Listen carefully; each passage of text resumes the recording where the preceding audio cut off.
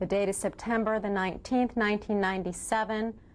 This interview is with survivor, non-survivor, no, actually this interview is with Lily Schwarzschild, Lillyschwarzschild.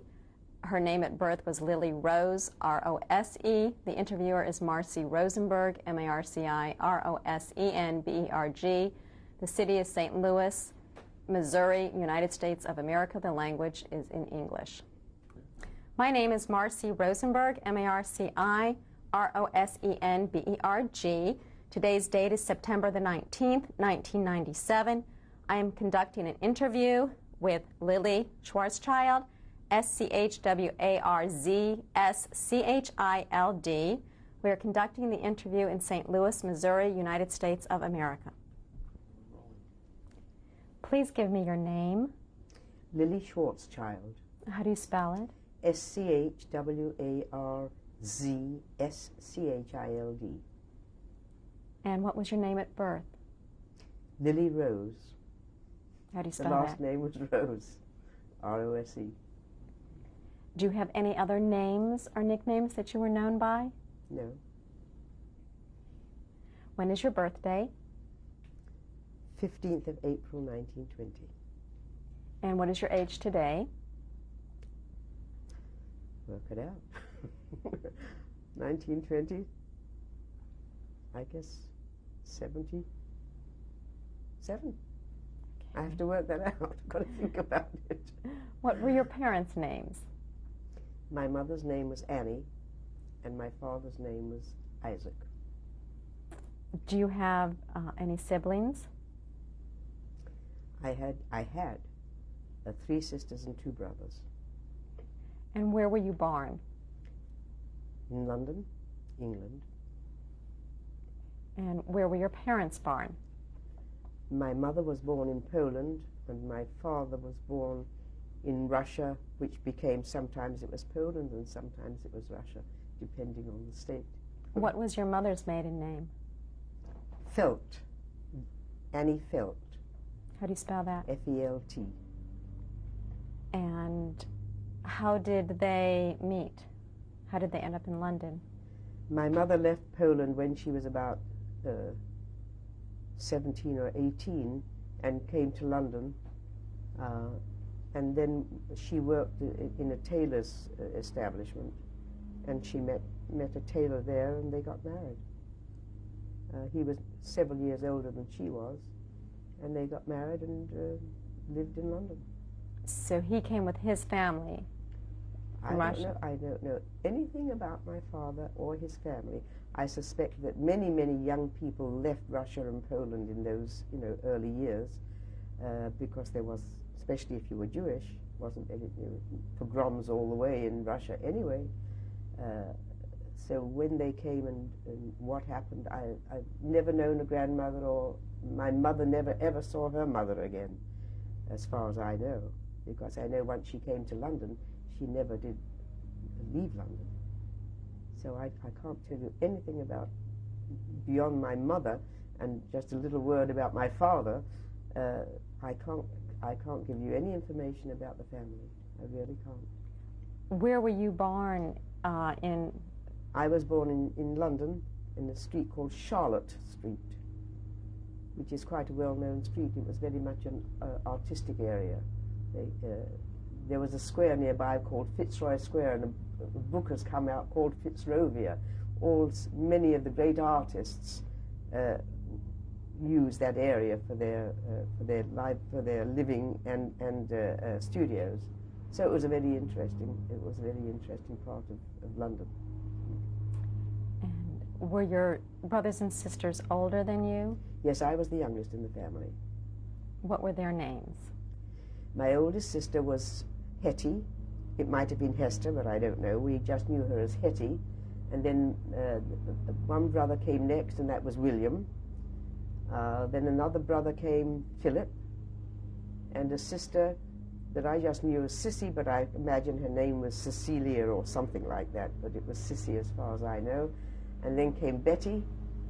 She was Rebecca, but she preferred Betty to Rebecca. and then came me, and I was just plain old Lily. And tell me about some of your childhood memories.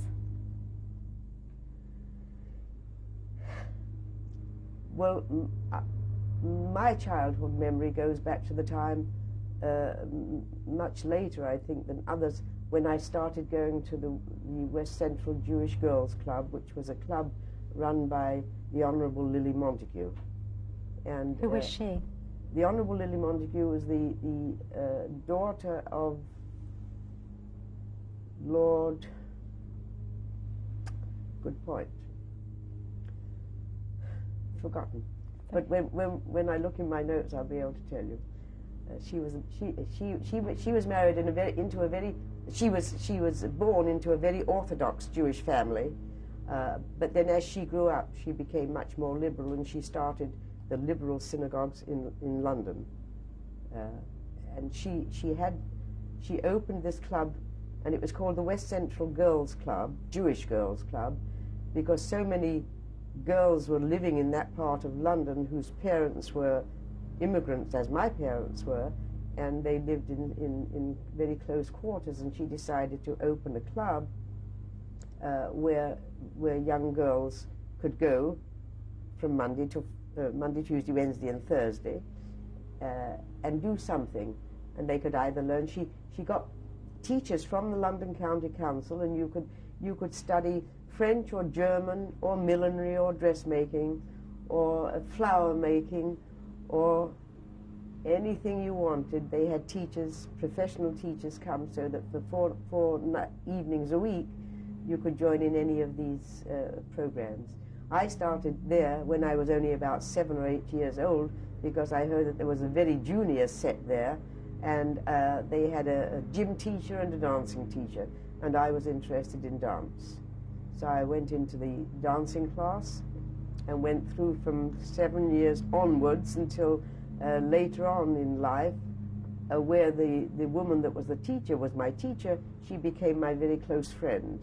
What was her name? Her name was Rita Rosenthal, but she called herself later on Rita Ross. And she just loved the ballet and had this class at the club, and I joined her class. And then later on, during the war, we actually started a ballet studio with the two of us. But because of the bombs that were dropping in London at that time, we didn't keep the studio open very, very much longer, because you couldn't have children coming there after school because of the bombing and so on and so forth.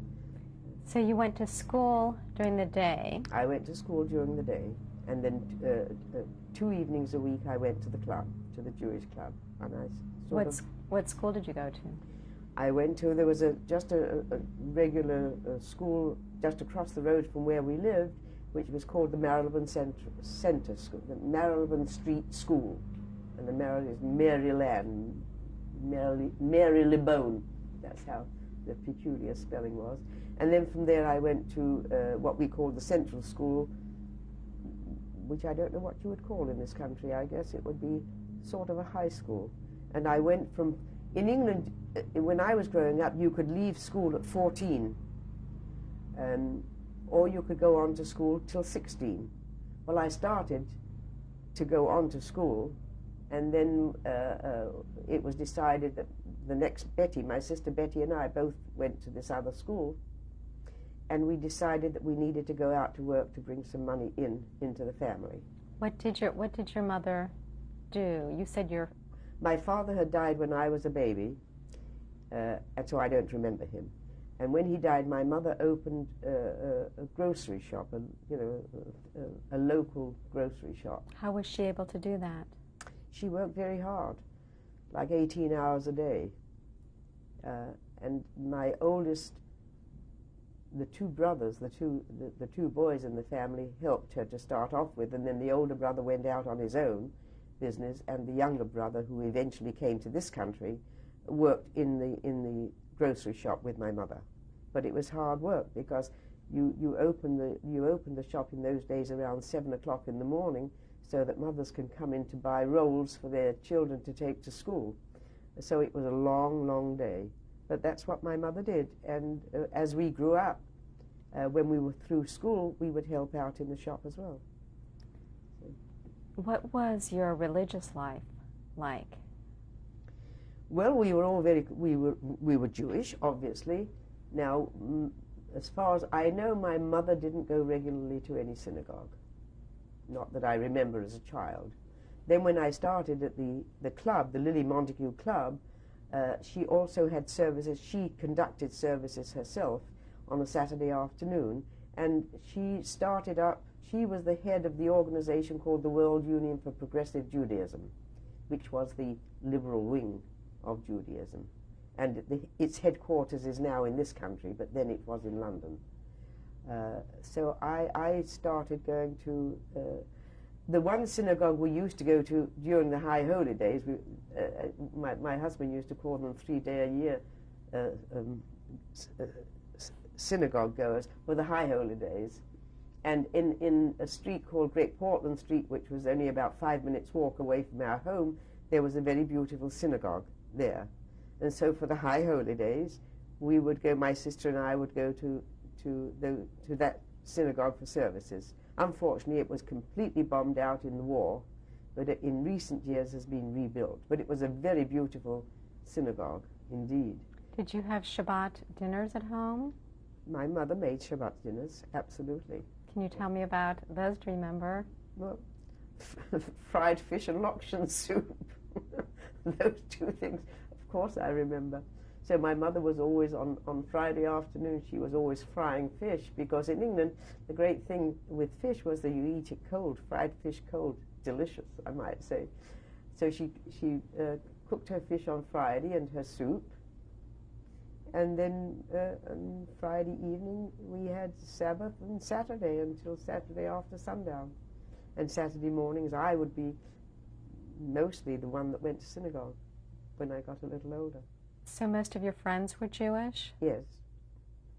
Well, in school I had them all sorts, but since I went to this Jewish club, the Lily Montague Club, that was a Jewish club, and so most of us, 90% of us were Jewish. What was your home like that you lived in?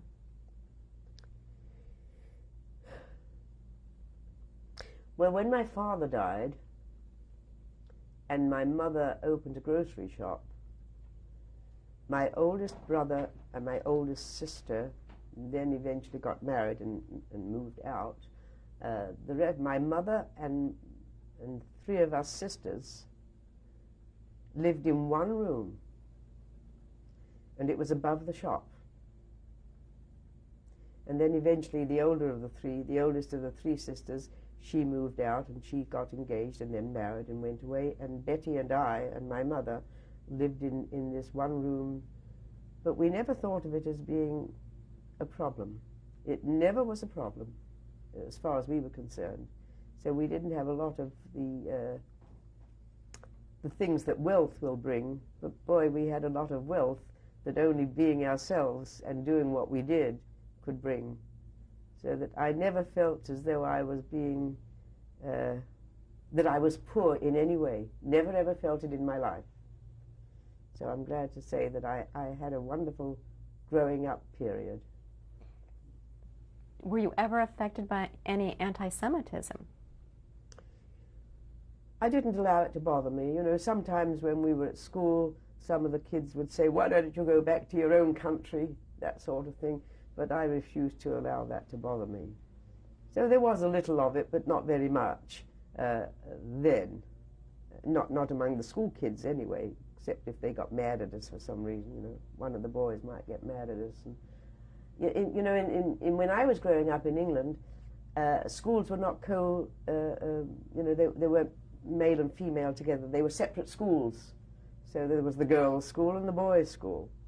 And then it was only afterwards that the question of people being nasty, if they were going to, or friendly, was after school. And I lived in a neighborhood where there was every nationality that I could think of.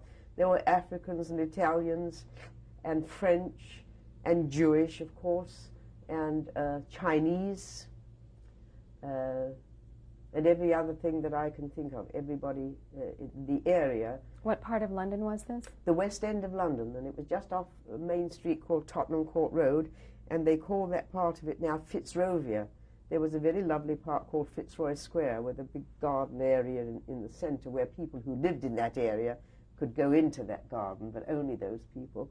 And many artists lived in that area. And who shopped at your mother's grocery?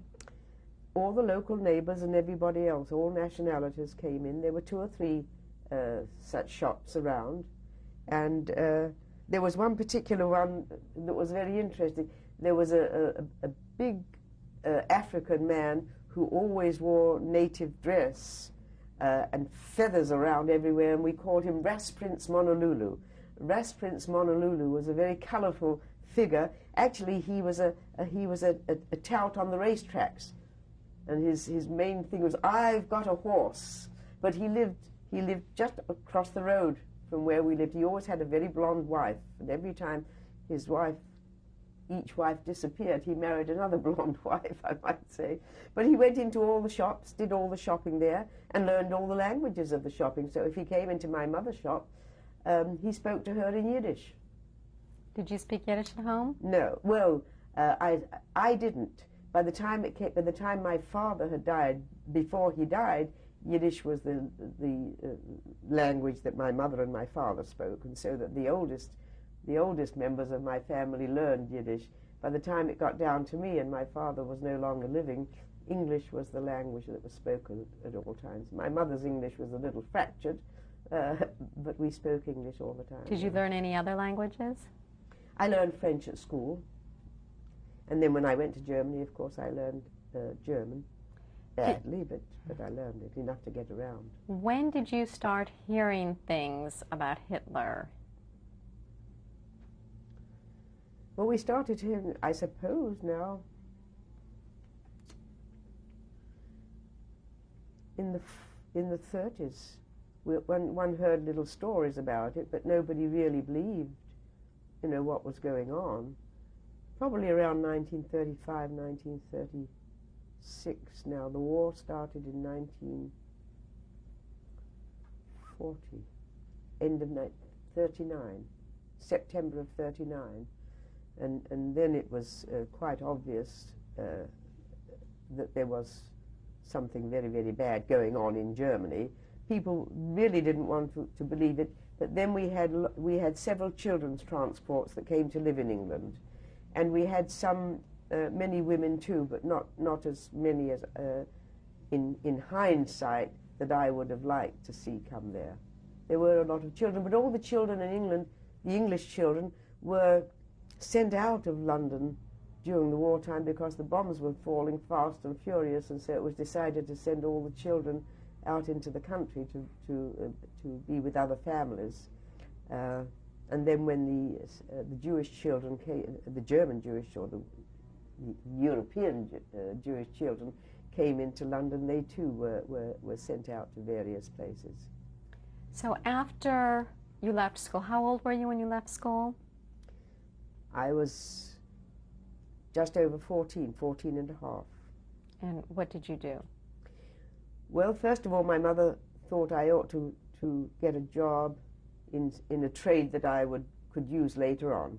So I got apprenticed, as they called it, to a dressmaking establishment, and I was paid the equivalent of $1.50 a week. But and the idea was that I was supposed to learn dressmaking.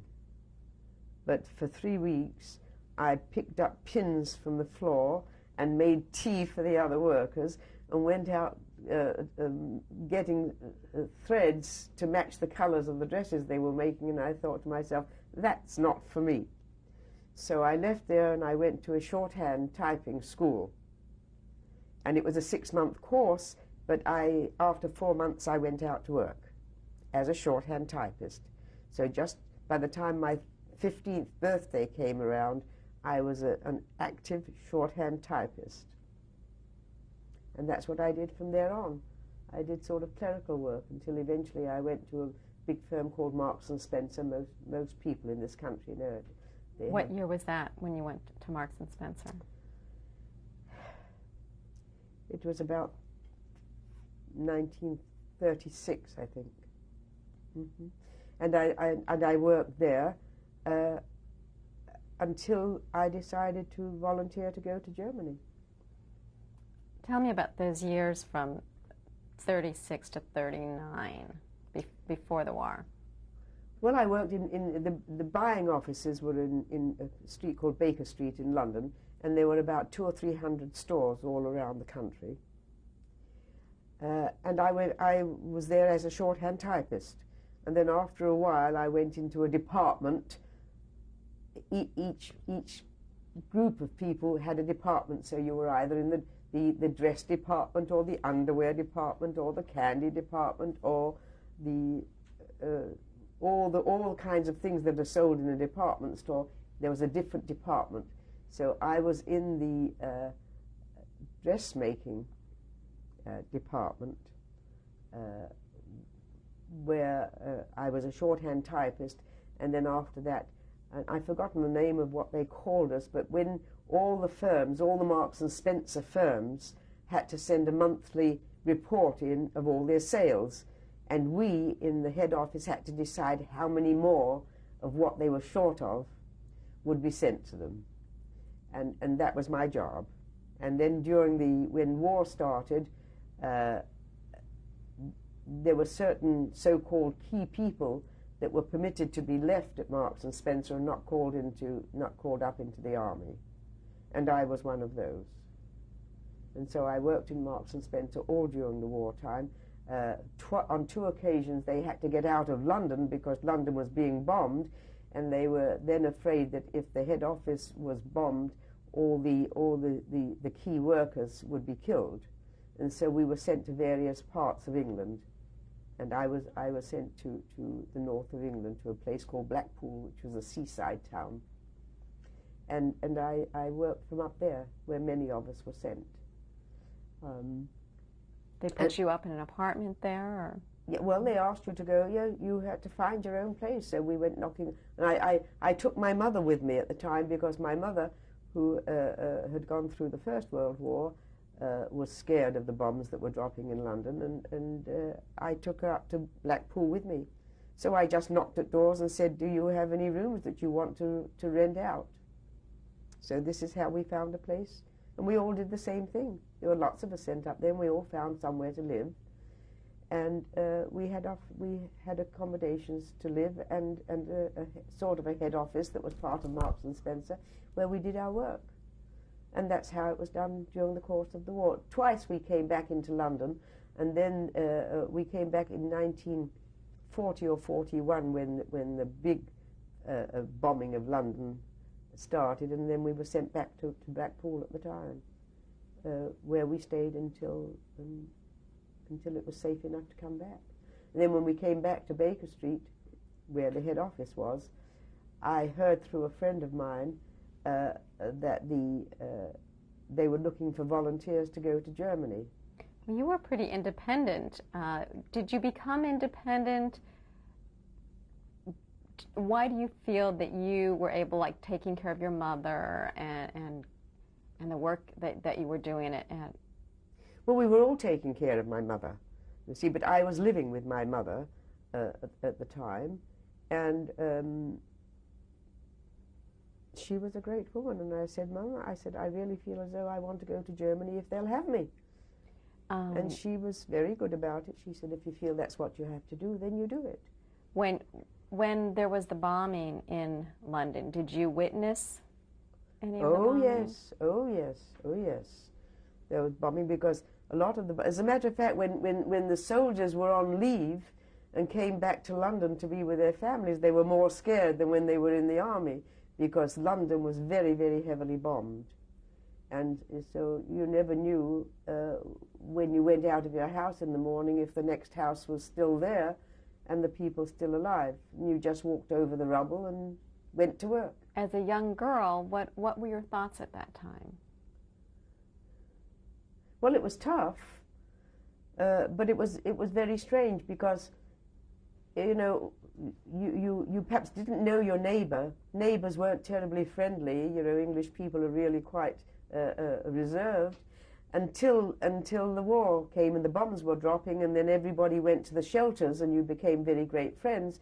And I think our main concern was whether we would wake up alive in the morning. but we weren't scared, and that's the strange part about it. We had a job to do, and we stepped over all the roads that were bombed up and the houses that had fallen down and went to our jobs. And what was the feeling about Germany and what was happening to the Jews? Well, in the early part, I don't think anybody really believed that what was going on to the Jews in the concentration camps, because nobody thought that any country could be that evil. And so we really didn't believe everything that was going on. And children were being sent out and coming to England.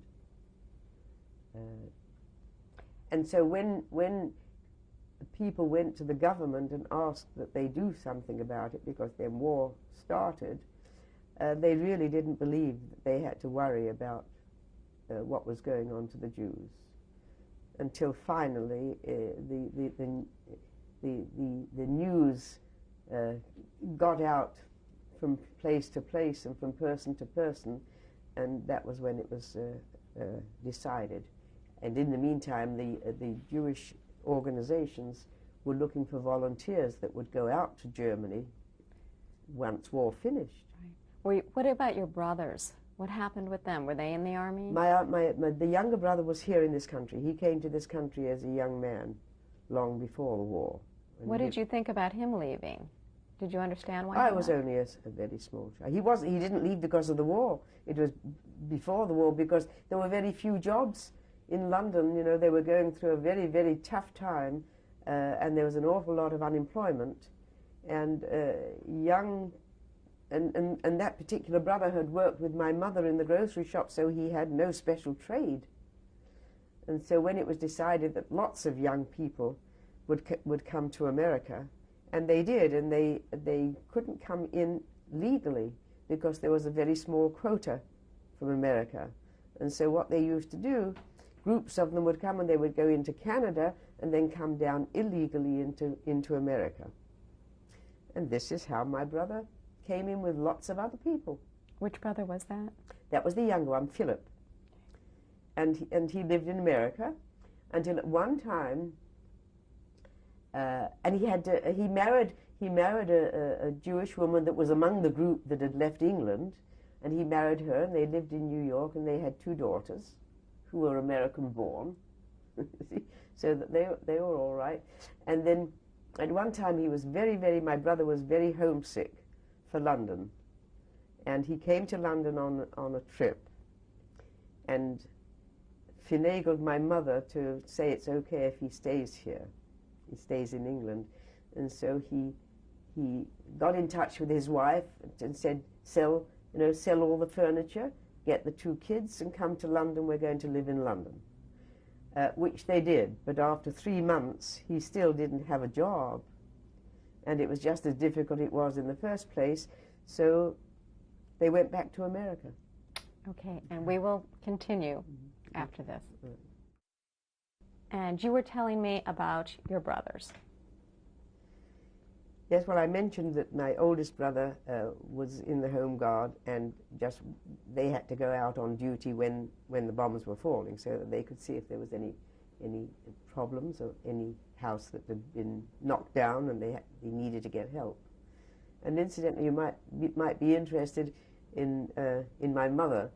During the First World War in England, my mother had never become a British citizen, because the time most of them who left, the Jewish people that left Russia and Poland because of the pogroms there, decided that there weren't going to be any pogroms in England, and so they really didn't have to bother to become citizens, because that becomes, you have to go through all sorts of rules and regulations. So they never did become citizens. And at the First World War, my mother had to have an identity paper. And so she had this paper to say, who she was, and then at the bottom where it says nationality, it said Russia Pole, which was a peculiar thing in the first place. And this identity card was still in use in the Second World War, because my mother still had not become a citizen. And during the Second World War, if you wanted to take anybody that was not a citizen away from their home for more than a week, you had to have a permit, a police permit. So I had to go to the police station with my mother and with my mother's paper. And at that time, when I took her to Blackpool with me for the first time, we went up to Blackpool, the police noticed on my mother's card, on her paper, that it said her nationality was Russia-Pole, and he said, well, what does that mean? And at that time, we were not allies of Russia, because Russia at that point had marched into Finland, and so we weren't together with them, and they were our enemies at that point. And so I had to say, well, it really means she was Polish, but at the time, Russia and Poland kept switching around as far as that was concerned, and they said, fine, because otherwise we wouldn't let her go. And that was all right. And then when the bombs stopped coming along in London, I brought her back, and then we went out again during the big bombing that came later on. I had to go through the same rigmarole. But at that time, we were allies with Russia. So when they asked me the same question, what does this mean, Russia-Pole, I just said, well, it was Russia anyway at the time, and it turned out to be okay. And they said, okay, so long as she was from Russia, you can take her out of town. And that's how that worked. It was just a hilarious thing, I thought. But that's how it worked. And that's how I got her out of London. And she was with me each time I was in Blackpool. And you were telling me about the bombings in London that you had witnessed. Well, at one time, I was living, I had an apartment near my mother's at that point, and I was in Blackpool without my mother at that time. And I heard there was bombing around, and when I came back, I discovered that there were many places that were bombed, and the only thing, fortunately, that happened to me was that the wardrobe had fallen across the bed, but that was the only thing. But before that, when I was living in that house, the bombs were falling, and so there were apartments on 3 floors of the house. So we went down to the basement. There was an apartment, a flat in the basement, and we went down there and we sat down there, which was on the level with the garden. And while we were sitting there one night, I had moved my chair around so that my back was to the garden, the door which led out into the garden, just in case anything fell out there. And then at one point there was a tremendous swoosh, and automatically I sort of leaned forward, bumped my head on the table that was in front of me. It was the only time I had a big egg on my head, a big bump as big as an egg, but it wasn't through the bomb there. It so happened that what we used to call cherry bombs, the Germans would drop cherry bombs out, and when they landed, they all burst into fire. And so the cherry bombs, this particular plane that dropped the cherry bombs, and they dropped just outside the garden gate, so that the garden was damaged very badly, but the bombs didn't come into where we were sitting, so that we were all perfectly all right there, except I had a knob on my forehead. And that was really the only time I had been in anything serious. But bombs were falling everywhere, and you didn't know which house was going to be up or down anywhere. London was very heavily bombed, particularly the East London. And many people went down to the underground, what we would call the subways here. And many people went down to the English undergrounds, because they were underground. And people lived down there. And they waited till the last train left at night, and then they put their mattresses and their blankets on the side, on the platform, and went to sleep.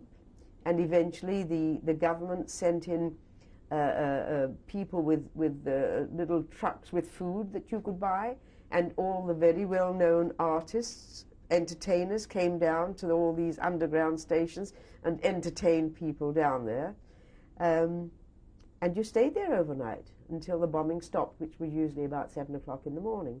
Then they'd go back, and my mother, who was very scared because she'd remembered from the First World War, and I refused to go into the underground, but I took my mother there.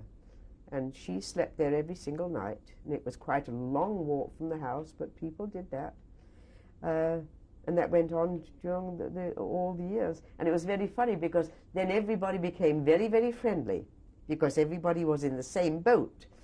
And you got to know all your neighbours. It was all very, very friendly. And once the war was over and people went back to their own homes, the same seclusion of not really being on, chatty positions with your neighbours went right back to the original. It was very strange. Were you still involved with the girls' club? I was involved with the girls' club until such time as when the bombing started, a landmine. The Germans were then dropping landmines, which were very, very destructive, and the club, which was a huge building, had a direct hit. What year was that? That was in 1941, when all the bombing really started, the big bombing started. And about 19 of our girls were there. People that lived around and about where the club was would go there because the ballroom and where we had theatres, where we put on Gilbert and Sullivan and all sorts of things, were down underground, were down below, sort of in the basement part of the club, and it was used as an air raid shelter. So 19 of our girls, or women who lived in the area but lived up on the 3rd or 4th floor of a building, went to the club for so-called safety and died there. And that was in 1941. And I guess most of the young men were in the army. Yeah, that's right. Most of the young men were called into the army. There were some of them that were under 18, and they came around. We tried to dig down into the basement to see if anybody was still alive, until the authorities came along and stopped us, because all the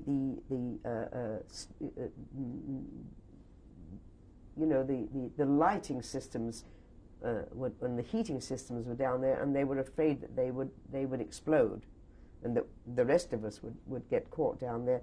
So they stopped us going down there, and those that were caught down there never survived. So that's how that was, which was really very sad. We all felt very, very bad about it. And then Lily Montague, it was her club, and she used premises from other organizations that had a place where we could meet once or twice a week, just during that time. So that we went back into until I went up to when we were sent up to the north of England, where I spent the rest of the wartime. Just came back every so often. So basically, you worked. You went back and forth. Well, yes. I worked all through the war. So you didn't have much of a social life. No. When we were up in Blackpool, I went to a dance class, to a ballet class, to keep up my work there, and taught. And you just had to do whatever you had to do, but you couldn't do any things that you normally did in London. But that was the easy way out for us. We were out of London. Where were you when you found out the war was over?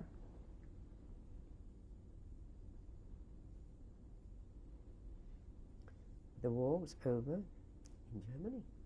No, I wasn't in Germany. We didn't go out until the war was over. I was in Blackpool, and then we came back to Baker Street and went back into our own jobs there, into the building that we had, which wasn't damaged. It was a building in Baker Street, and we just went back to work. And then it was during the time I was there, after the war, still with Marks and Spencer, that I heard through a friend that an organization called the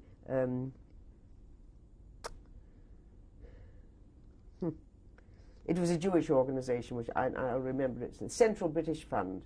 The Central British Fund was looking for volunteers who would go to Germany, and incidentally also to Greece, but to Germany mainly, and Paris. Some went to Paris.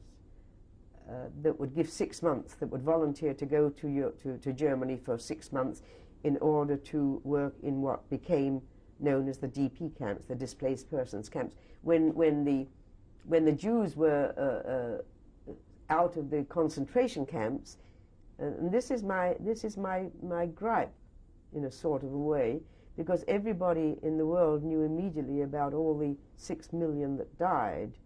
Nobody never asked a question about the survivors. How did they survive? Where did they survive? When did they come to this country? You know, America didn't want them, England didn't want them, and you had to have permits. And the only way you could get a permit was if you had a relative or somebody that would guarantee in writing that you wouldn't be a burden on the state, whether it would be England or America. And you couldn't come unless you had those papers. And sometimes those papers took 2 years or 3 years to be finalized. And that's where we came in, because when we volunteered and went out, I'll jump back a little bit. When the war looked as though it was really going to be ended, there were many Hungarian Jews that had been taken into Germany to work in munitions factories.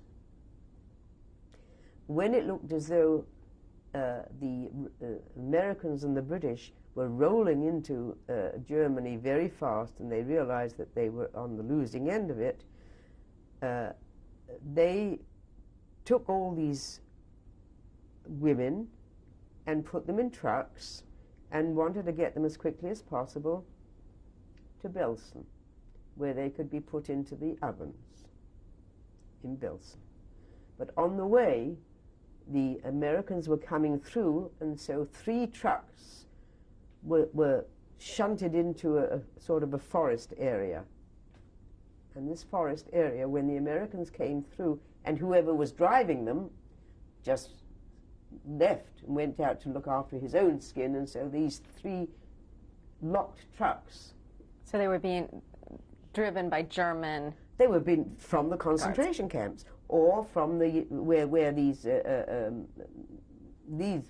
women were concerned who had come from factories, and they were put into these trucks, and as I say, in order to get them to Belsen as quickly as possible. But there they were in the forest, in the woods there, and the American soldiers came through, and they saw these 3 trucks there, didn't know how long they'd been there, of course, and they will wonder what's in here.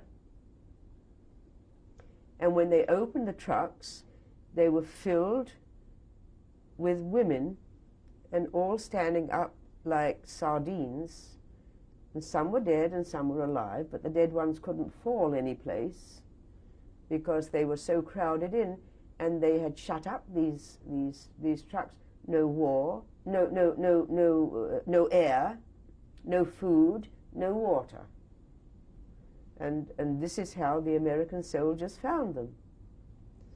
And this is when they said, well, this is where we've saved you, we found you. And it was right next to the village of Kaunitz, which we will speak about, I'm quite sure, a little later.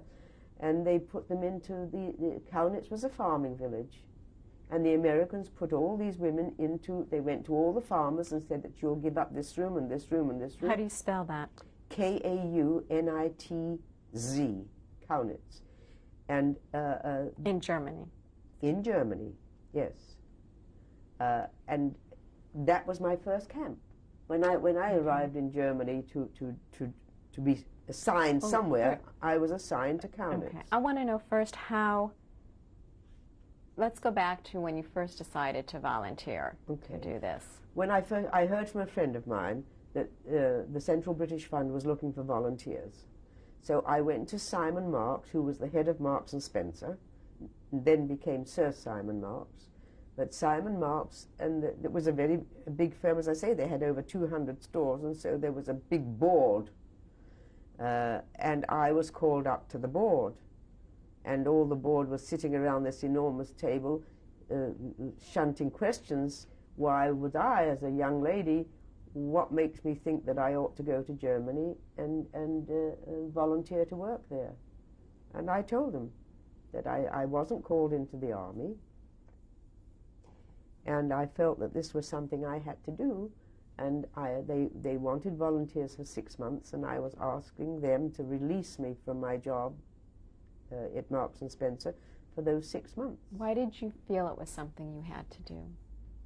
Well, maybe in a sort of way, it may be due to the fact that all my life I'd been going to this Jewish club where I had been, you know, dancing and doing all sorts, being a member of the club ever since I was 7 years old. And so I was very, very conscious of the fact that I was a Jew. And it never ever bothered me, I might tell you, even no matter what anybody said to me. That was their problem. Their anti-Semitism, I figured, was a sickness of theirs, and I wasn't. They had to cure themselves. I couldn't cure them. They would have to be their own, get their own doctors. So long as I felt that way, and I felt very, very strongly that there wasn't very much we could do in England because the bombs were dropping around us anyway, that I would volunteer. So this is how I went to Simon Marks, and they all got into a huddle and a conference, and they decided that, yes, I could go for 6 months. Well, the 6 months stretched out to over 4 years, 4.5 years, but they still wanted me back. But it so happened I didn't go back, and we'll discuss that later, I'm quite sure. What type of so when you decided, okay, you're going to do this, who did you go to, and what did they, what type of things did you have to do to make it happen? Well, the first thing we had to do, we all had to go and learn to drive. You see, you know, in England, young ladies didn't drive cars, and if there was one car in a family, that was a lot, you know, because this is just not how it was in England at all. And so we were sent to learn to drive, including a 3-ton truck. So I went to learn to drive, and I learned that I had a couple of hours on the 3-ton truck, and we had to do all sorts of peculiar things, including backing into side turnings by opening the door and leaning out of this truck and watching where you were going. And then when I got back in, sat up again and wound the window up, the window all disintegrated. I must have wound it in the wrong way, and all the glass fell down, and my driving teacher was not very happy about it, I can assure you. But that's how it was. Then when we did get, that was the first part of our training. And then for a little while, since my passport had been lost, that we had to have a special stamp in our passport to say that we were legitimately going to Germany as part of this group of people to help in the displaced persons camps. And they lost my passport, and I had to wait for it. So while I waited, I was sent to do some social work down in one of the poorer parts, one of the slums of London. And so I spent the next 2 or 3 or 4 weeks, and I remember it was around Christmas time, because we were taking them little Christmas gifts from headquarters. And I remember one peculiar thing that I thought was peculiar, but I suppose if I had been a professional social worker, it would have occurred to me. When I went to some of these houses, and I remember 2 particular ones, in one of them there was a very old couple, and there was a man and a woman, both way into their 80s, and he was bedridden and didn't have enough blankets, and so her overcoat was part of his blanket. And I felt so sorry for them. When I went to see them next time, I used to bake cakes and make jam. So I took some cakes and some jam of my own, as well as a pot of jam from the organization that I was sent by, and I was told off because it created a precedent. If I was taking more than what they would be sending out, and other people would hear about it and therefore would want it, which I thought was a setup, but I couldn't not. So I did that for about a month, and that was the month of December, until January, when finally my papers came through, and I finally got to Germany. And what was the name of the organization that gave you the papers? You mean to come out, to go to Germany? Yes. Yes, this was the Central British Fund. Okay. It was the World Union, no, not the World Union, it was the Central British Fund, and part of it was called the Jewish Committee for Relief Abroad. And it was under that grouping that we came out, and we were called the JRU, the Jewish Relief Unit, and we had a badge in our berets, our army berets, which says JRU, which later on we put on our uniform, on our clothing, and we came out under the aegis of UNRWA, which was the United Nations Relief and Rehabilitation Association, so that both the army, we came out sort of under the umbrella of the army, because we all came out wearing uniform, British officers' uniform, because it was felt that as young women, and there were men too, but as young men and young women, and we had to deal with the Germans, who didn't like us being there in the first place, that they wouldn't take any notice of a young girl in a pretty dress.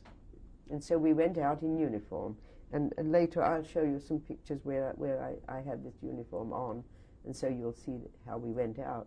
And how did they prepare you for what you were about to see? Well, at one time, you really couldn't be prepared. You couldn't be prepared. For instance, most of the people that were dealing with us, that were training us, had no idea that whoever went out went into some proper place to live while we were working. And so they were still thinking of the First World War. And so we were sent out to the Rothschild estate for a couple of days, only on the outside, not into the house. And we had to go out there, and we had to dig latrines in the ground, because thinking this is the only way we would find this sort of thing. And then we had to make a field kitchen so that we could cook our meals, and we had to make our meals on this field kitchen for the few days that we were there. And then half of us had to pretend that we were survivors, and half of us pretended to be those that were helping them.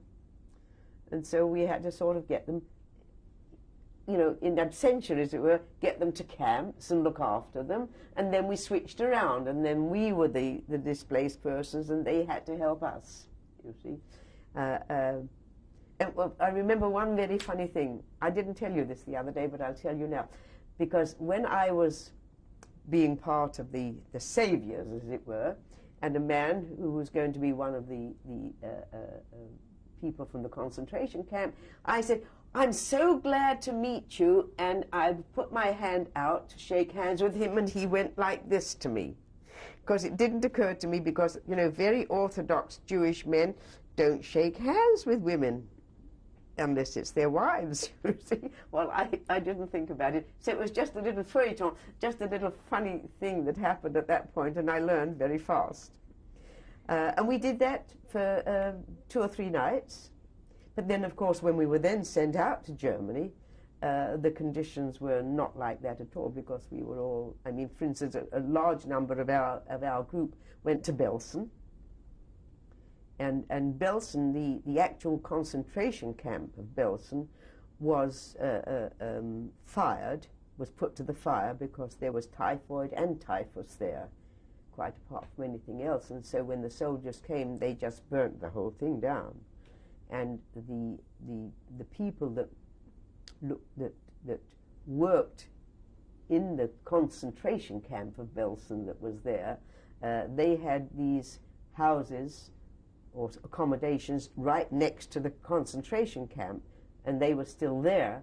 And so when we sent teams in, they lived in those places, in those houses. And there was not only the Jewish organization, the Quakers sent large numbers of people. There were 3 or 4. There was the American Joint Distribution Committee, which sent out foodstuffs, and there was the Jewish organizations from England, and a few others. There might have been some from Switzerland, I don't know. What did your mother think about? How did you tell her you were going to do this? I just told her straight, because my mother, although she was a foreign birth, she was very good, and whatever we felt that we had to do, she never, ever made a fuss about it and said, "Well, I'm alone, and why don't you stay?" She never ever did that, and she said, "Well, if that's what you feel you have to do, then you have to do it." And so we did. So when you went, about how many people were in your group? We were about 100. But at that, well, we weren't 100 workers, we weren't 100 women, because we had to have drivers too. We all had to go out and learn how to drive, as I told you. When we got to Germany, it was discovered that the roads were potholed either from bombs in the war, and it was decided that the roads were in such bad condition that the females could not take on the job of driving trucks there. And so they had to go back to England and bring out volunteers who would come out as drivers. So I had a little Volkswagen, when they really were little Volkswagens, assigned to me at one point. And when I went to the first camp... How did you get to Germany from London? How were you taken there? We were flown over. We were flown over, and I might tell you the planes that we were flown in and used after that all the time were really army kites, and they kind of stuck together with a piece of chewing gum and a safety pin here and there. But we didn't think of that. You know, they were army planes that were left over, and they weren't in very good condition, but they took us over. And we never thought in terms of possibly coming down in them. And where did you first land? We landed. I've forgotten the name, but I know that our headquarters was in a part of Germany called Eilshausen. Eilshausen was a little town, and it was where our headquarters was. And then we all gathered at the headquarters, where the woman that headed us up, assigned us jobs. Do you remember her name? No, but I might by the end of this. I can't remember it. Okay. She was a lovely person from somewhere in Europe. She wasn't a British person, and I've forgotten her name at the moment. That's okay, and we'll stop here. Okay. And we were speaking of when you first got to the town in Germany and of the lady who assigned you. Her name, the head of our organization at that time, was a woman called Mia Fischer. And she assigned us to all different places where we were supposed to go and do our job, do our work. And I and another girl were assigned to a little place called Kaunitz, and we had no idea what Kaunitz was all about, but just the two of us were sent. And what was her name? I'd remembered it an hour ago. Selma Selby. Selma Selby. And she was a girl who was born and grew up in Berlin. And then when Palestine, when it was still Palestine, she went out quite early in her life. She left Germany. She left Berlin, and she tried to get her parents to go with her. And they said, nobody's going to hurt us here. And so she left by herself and lived there, married there.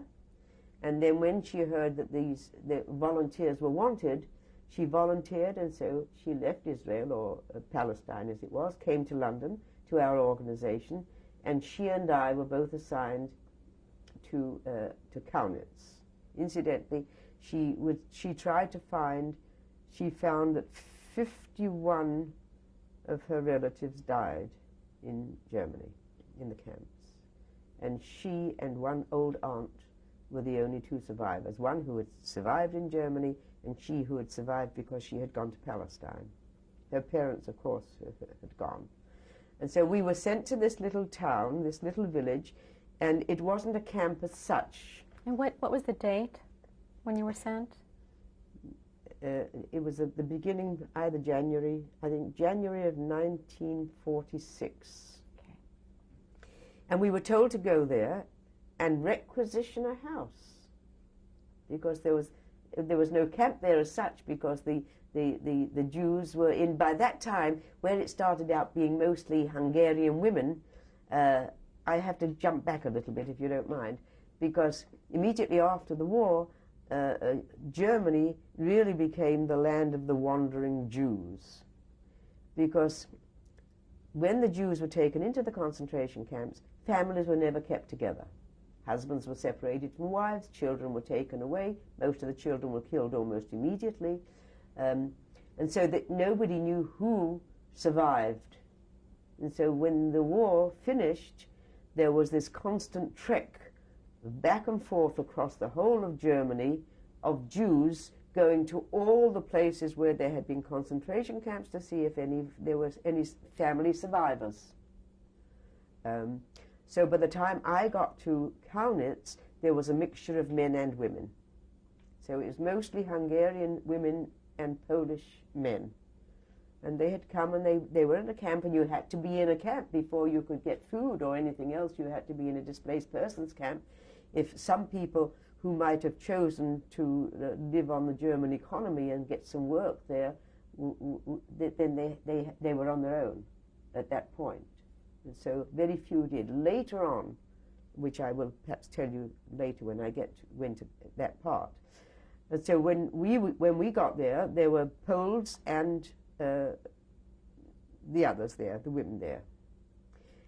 And we had to get somewhere to live. There were two of us. We had a job to do, so we needed a house that had a telephone, obviously, so that we could be in touch with our headquarters and various other places. And some of the displaced persons came to us and said, well, there's the chief of police of that area lived in Kaunitz, and he had a house with a telephone. So the two of us, Selma and I, went in and gave him 24 hours to get out. You see, well, he took one look at the two of us and decided not to get out, you see. So we slept in a barn overnight, and then we learned that about 20 kilometers away there was a British military police outfit, because although it was the Americans that had liberated the Jews there at Kaunitz, it became that part of the country, part of Germany, became part of the British zone of occupation. And so we learned that there was a military police outfit. So we toddled over to the military police outfit, and we got in touch with, we found an office there, Captain Bennett, and he came out with another couple of people in his army car, and he gave them 6 hours to get out. So the next day, and they went and lived in one of the other farmhouses with some other people, you see. But what we did when we took the home there, we did give them permission to harvest their crops, and we were told off about because of that by the displaced persons. They said we never had anything like that happen to us, that we were allowed this, that, or the other. And I said, well, you really don't want me to do the same as the Germans did, do you? And they had to agree. So I let him, when the time came for his crops to be ripe, then he could come. But we weren't very good friends, I can assure you on that.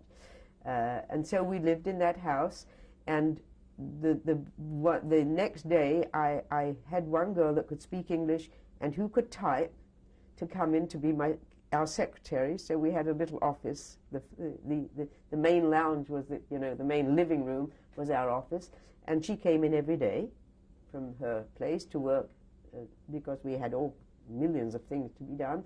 And two Hungarian sisters walked into the house because they realized, you see, they'd been there for a while, and they realized that in all these houses there were only wood-burning stoves, and the pump was outside the house in order to get water. And if we're supposed to do the job of what we were supposed to do, who was going to cook for us? And so these two Hungarian girls came in at 7 o'clock every morning and got the fire going. And they were our cooks, and they were wonderful cooks. And I have a nice little story to tell you about that later on too, about their Hungarian goulash, which was very popular. And this military police outfit became very, very helpful to us, you see. And 2 or 3 days later, I'll skip that because there's more to the beginning of it.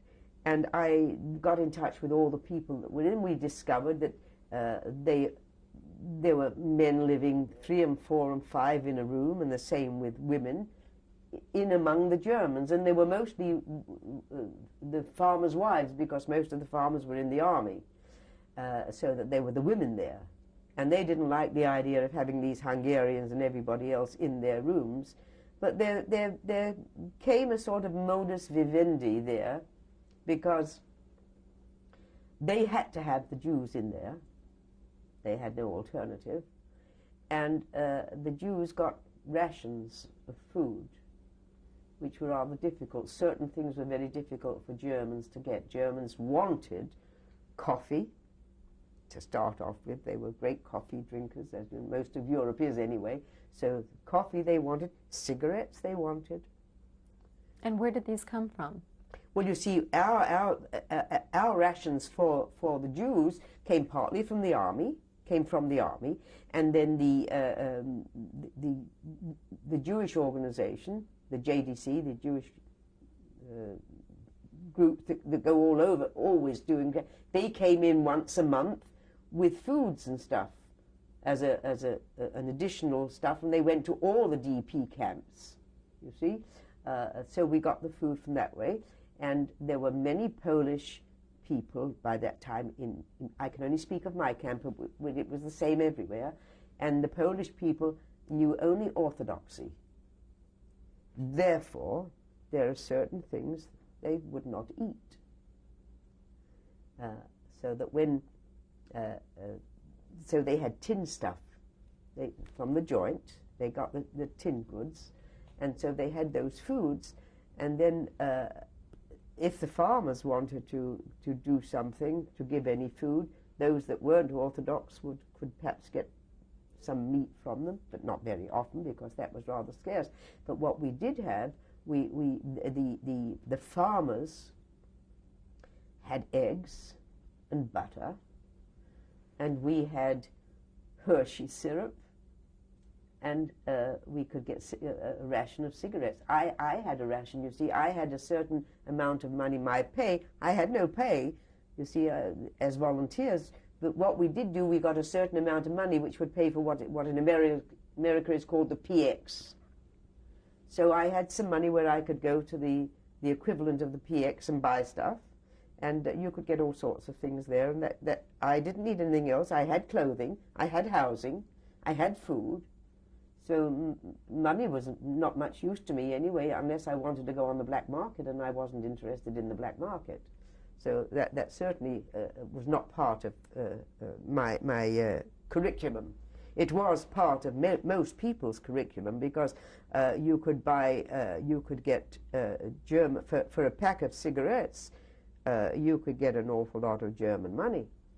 And at that time the army was still able to send that German money back to either America or England under what it was worth, really, you see. And so they kept sending all this money back to England until England finally stopped it. I don't know what America did after that, but they stopped the soldiers or anybody forwarding German money to England, because if you bought German money for a pack of cigarettes, you could get thousands of marks.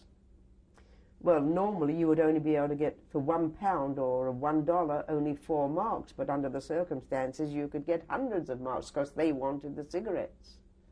You see, so that the cigarettes became the currency in Germany. So money was not much use to you, but cigarettes were. So if you sold a packet of cigarettes, you could buy the earth. So were you able to negotiate? I could negotiate it if I so wished, but I chose not to. There were very few of us that did choose not to, and I'm not sorry, because I was not interested in owning things that way. That was not my job, because it could be a full-time job. You could go and you could buy all full sets of silver for a few packs of cigarettes or things like that, and you could go back very wealthy. People bought all sorts, lots and lots of pictures came to this country, great world-famous pictures. and all sorts of things. Everybody was in the so-called black market, except a very few of us. They didn't believe us, but I couldn't be concerned as to whether they believed me or not. I know that my psyche had to be at ease. And so you were there to do your job. I was there to do my job. And what did you consider your job? My job in the first place was, first of all, to get names and addresses of all the people that the displaced persons gave us of their relatives that had been in camps. And all these thousands of names that were given to us in all the DP camps all went to the Jewish organizations all over the world. So that if they wanted to find out who was alive, they had only to write to these organizations who looked down these lists to see if anybody by that name was still alive. And this went on for years and years. And that was one of our main tasks, so that they would know who of their families were alive or dead, because it wasn't just a mother and a father. It was mother, father, children, aunts, uncles, cousins. It was entire Jewish families that were taken away, and who knew if they were alive or dead. And so those forms, those lists, were the most important thing that we had to do. The next thing was to, where they knew, where they had relatives or friends in other countries, then it was our task to do all the correspondence, because they couldn't read or write English, and so we wrote their friends in America or England or anywhere else, South America as well, and we did all the correspondence, the back and forth, as to whether these people in other countries were prepared to sign for them. They had to sign a paper that they would not be a burden on the state, which means that if they were out of work for 3 years or 5 years, that these other people would look after them. And, you know, you had to be aware of that fact. And so sometimes it took these letters and these guarantees, it took years. You see, people thought, well, the war is over in 1945, and the next thing you knew, that they turned up here somewhere. Well, they didn't turn up here somewhere, because the displaced persons camps were still open 5 years later, which means that there were still Jews that were liberated after the war in 1945, still in camps, still in displaced persons camps in the 1950s, you know, 40s and 50s. And nobody's ever asked a question, what happened to those Jews? They know the Jews that came here, who managed to get here, if they had relatives or some other means. Nobody ever questioned those poor souls still in the camps. And that's where we came in. So we had to take care of them. We had to see that they got their food. We had to see that they got their clothing. We had to see that all their correspondence went off to wherever they wanted it to go off to. And mostly we had to give them the love and the attention. And we had to take care of their health. And whatever was needed, we were it. We weren't any one anything. When you first got there, tell me what you saw. Tell me what... Well, when I first got to Kaunitz, we saw a pleasant little village, a farming village. And then the Jews sort of trooped out and came to us, and that was when they told us to take the police chief's house, because we had to have somewhere to stay. How did their health look? How did they seem? Well, by that time, you see, this was already the beginning of 1946, and so for half a year, you see, they'd been well looked after. But I had about 18 people in the hospital. There was an UNRWA hospital about 18 kilometers away. 22 kilometers away was a hospital run by UNRWA, the United Nations Relief and Rehabilitation, with German doctors and nurses. And I discovered that there were several of our people from Kaunitz in the hospital. Those that were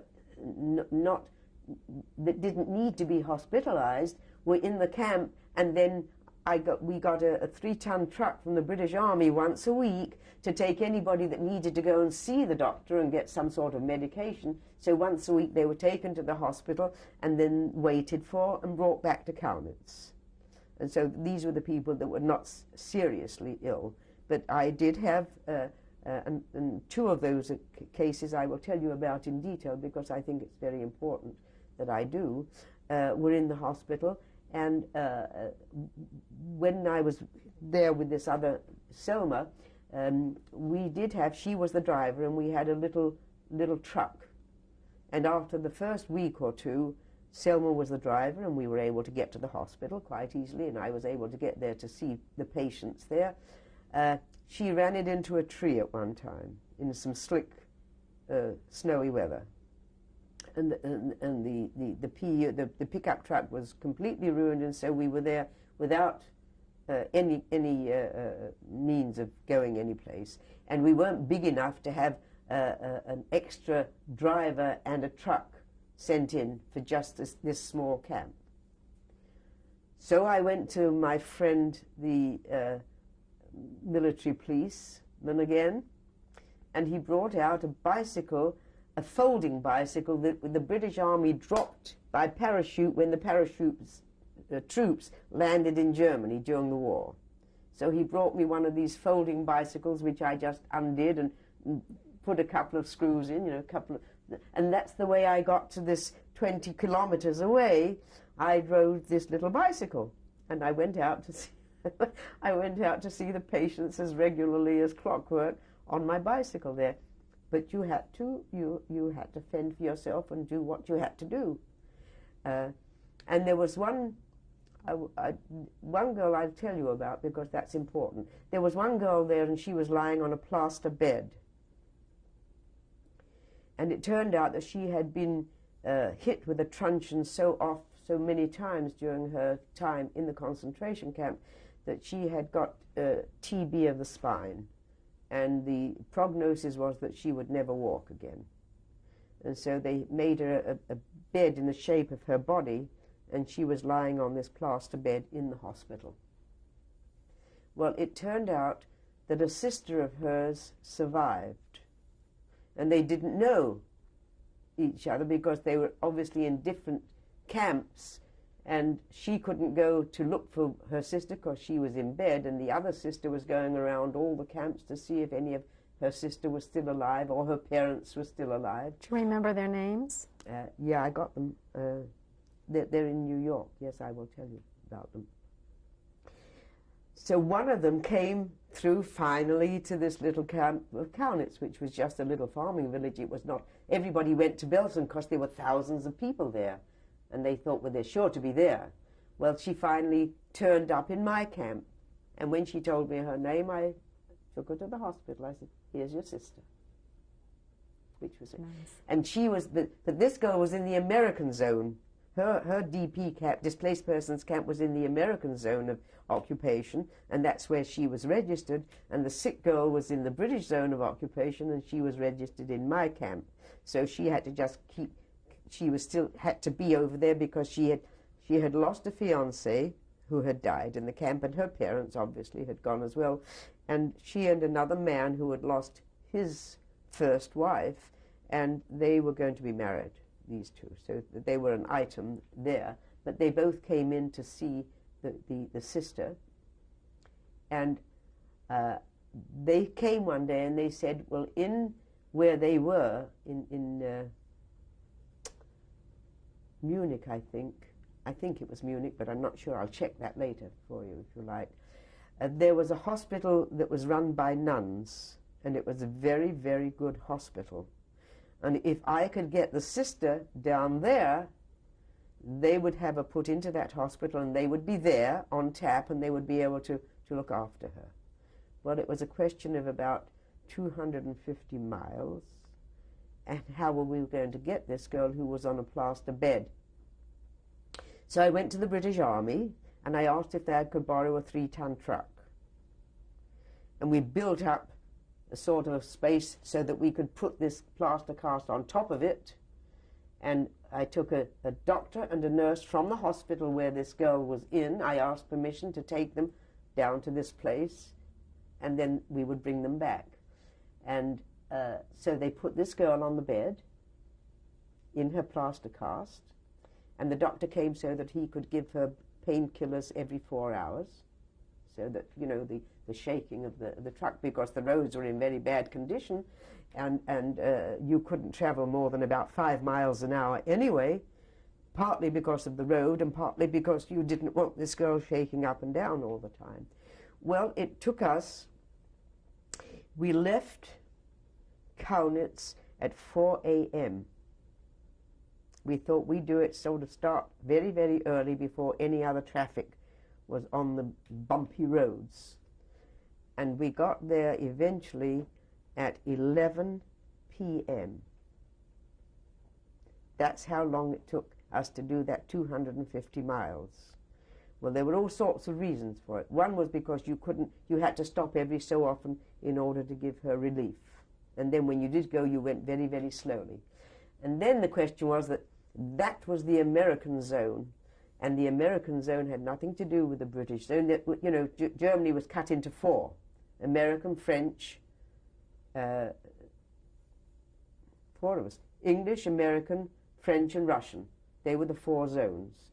And as you went into each zone, everybody had their own way of dealing. For instance, with the army people or the army of occupation, you had to have little coupons for gasoline. Well, I only had British coupons. So that when I got further out and got into the American zone, if the American soldier who was on duty that day, if he was in a good mood, he would let us have the gasoline. And if he'd had an argument with his girl the night before, then he wouldn't unless I had the coupons. So there was the difficulty of getting enough gasoline in order to get down to where we were going. But you learn very quickly. And so after I went in and told them a sad tale of woe, and could I have the gasoline because this is a sick girl and we have to get her there, after the second or third time when I was turned down, then they had to go further on and find an American place that would give me the gasoline, I learned fast, so that the next time, and then from then on, when we needed gasoline, I just went into one of these places and I said, fill her up, you see. And so they filled her up. You see? And then when they discovered that I didn't have the coupons, I said, well, siphon it out, which of course they weren't about to do. You see, you learned an awful lot of things very quickly. So this is how we got down there. And she was in that hospital, and she walked. Because the point was you could not come to this country until you had a physical. You weren't allowed in.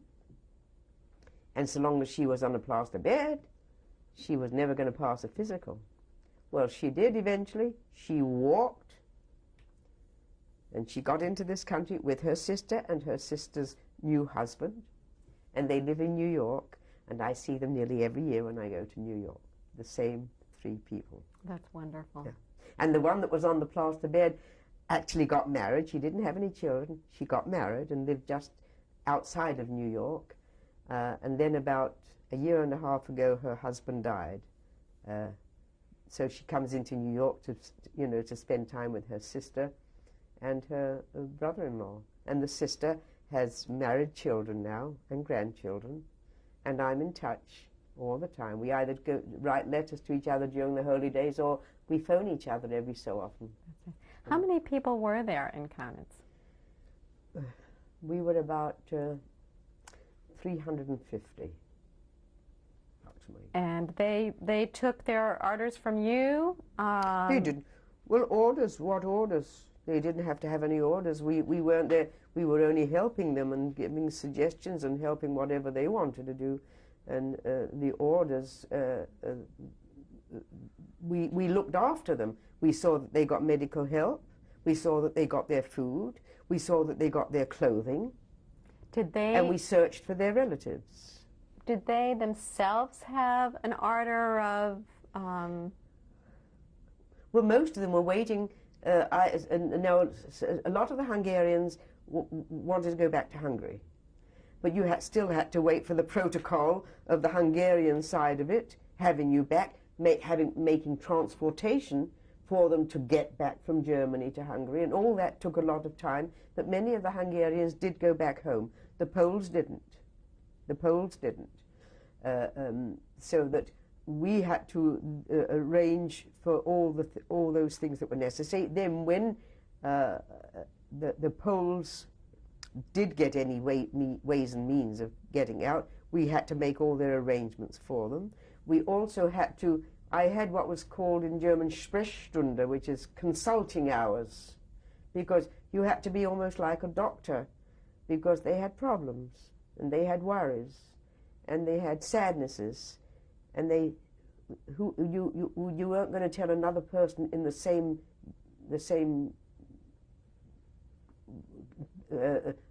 in the same disposition as you were. You weren't going to tell another survivor all your problems about being a survivor, and who you lost, and who you're trying to find.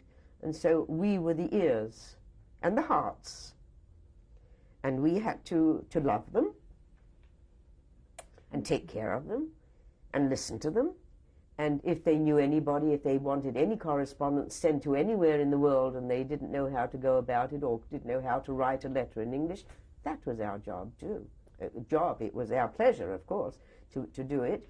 And I took 2 Hungarian girls with me to London one time because I got a job for them with some lady somebody or other. I mean a lady, lord and lady somebody. I got a job. They were going to be housekeepers and so on and so forth. And I went, if I didn't fly home to London at one time, you had to get a train and then a boat. And we'll stop here and we'll pick up next. Okay. Well, I took those girls there, and after that, whenever I went back to England, I would be in touch with them. But then I discovered later on that they had left this lady, somebody or other, and I lost touch with them. So I have no idea what. Except I do know, strangely enough, that one of the 2 sisters in Kaunitz, a couple of Polish men wanted to marry her. But she didn't. She was a Hungarian. She didn't want to marry a Pole. And then she got to London, and then she married a non-Jewish Polish man, so that it was a little ironic at that point. But then I lost touch with them, and I don't know what happened to them or where they went after that. But back to Kaunitz. So we had to do all those things for them and be an ear, among other things.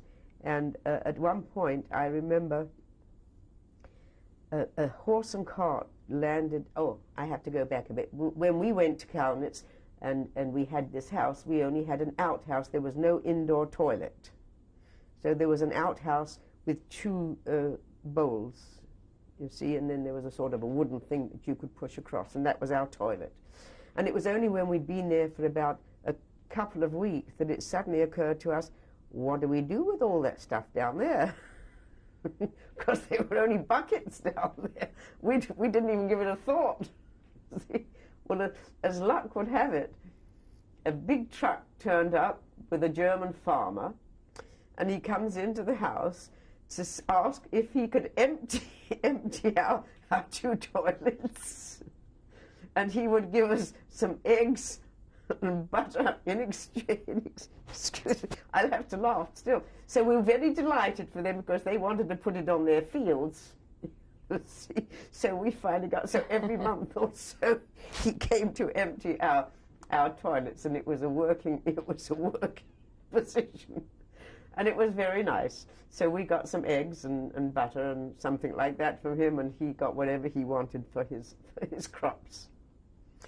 And then another time, there was a Bürgermeister, the mayor, it's called the Bürgermeister, came to me one day, and he was in very angry. And I said, what's wrong with you now? Because they always had the first complaint was that we were in their homes. And they didn't like that. And I said, well, that's just too bad. That's where they're going to stay until they travel off somewhere else. What was his gripe? His gripe was that there was a Polish man in one of the houses with a German woman farmer whose husband was a prisoner of war somewhere, and the 2 were bedding down together. And he didn't like the idea of this German woman going to bed and having sex with a Polish Jew. So I made a suggestion to him. I said, well, what do you want me to do? I said, do you want me to tie him up or put chains on him, because he's had 8 years of that? Is that what you want me to do again? And that I'm not prepared to do.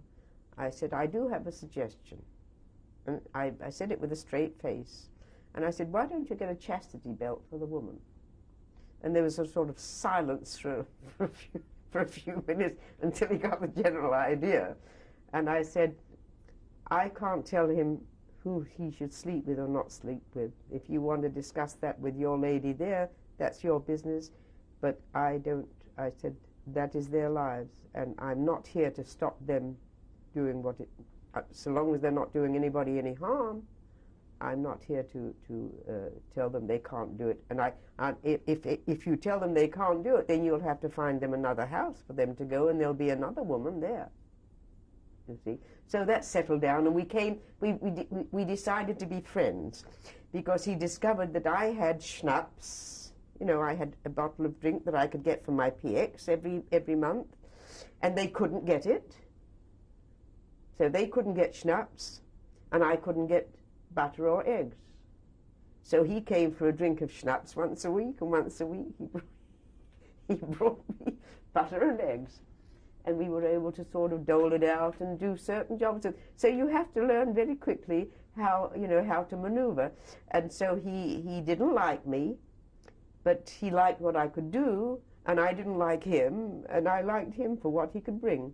And it worked out quite well.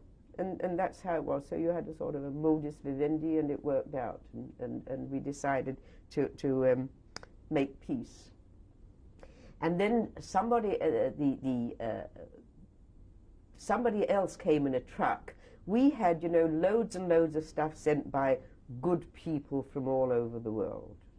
You know, second-hand clothing that was sent out. They could only send it until the war actually started, until the torpedoes came along and the U-boats, because otherwise you couldn't send the boats out. You see, that it was forbidden to send them out. So, but in the meantime, lots of stuff came to the various camps, to Belsen and to Kaunitz and to various other displaced persons, what were going to be just DP camps, with all second-hand stuff that people gave into a, you know, like a junk shop. And I discovered one thing, which surprised me no end. A lot of nice junk came, but I also had some junk, underwear, still unwashed, that were sent in these packages, or shoes with the soles hanging off. It was a means of getting rid of all their junk which they put into this, and it was sent out in boats to places like Kaunitz and various other places, so we had a big clear-up of all this sort of thing. I must say that South Africa sent wonderful clothes. But then it had to stop, because boats couldn't land anymore, couldn't come anymore, because the U-boats were busy, and all the you know, the fighting that went on in the ocean as well as on the ships as well as anywhere else. But among all this junk that we had, some man came along in his truck, and you know, at that time cloth was ersatz. Have you heard the word ersatz? Ersatz means non-regular, you know, a cheap way of doing things. When at that time, and in England as well, clothes were being made with ersatz cloth, and cloth was being made with all the dried stuff from the greenery, from farms, you know, from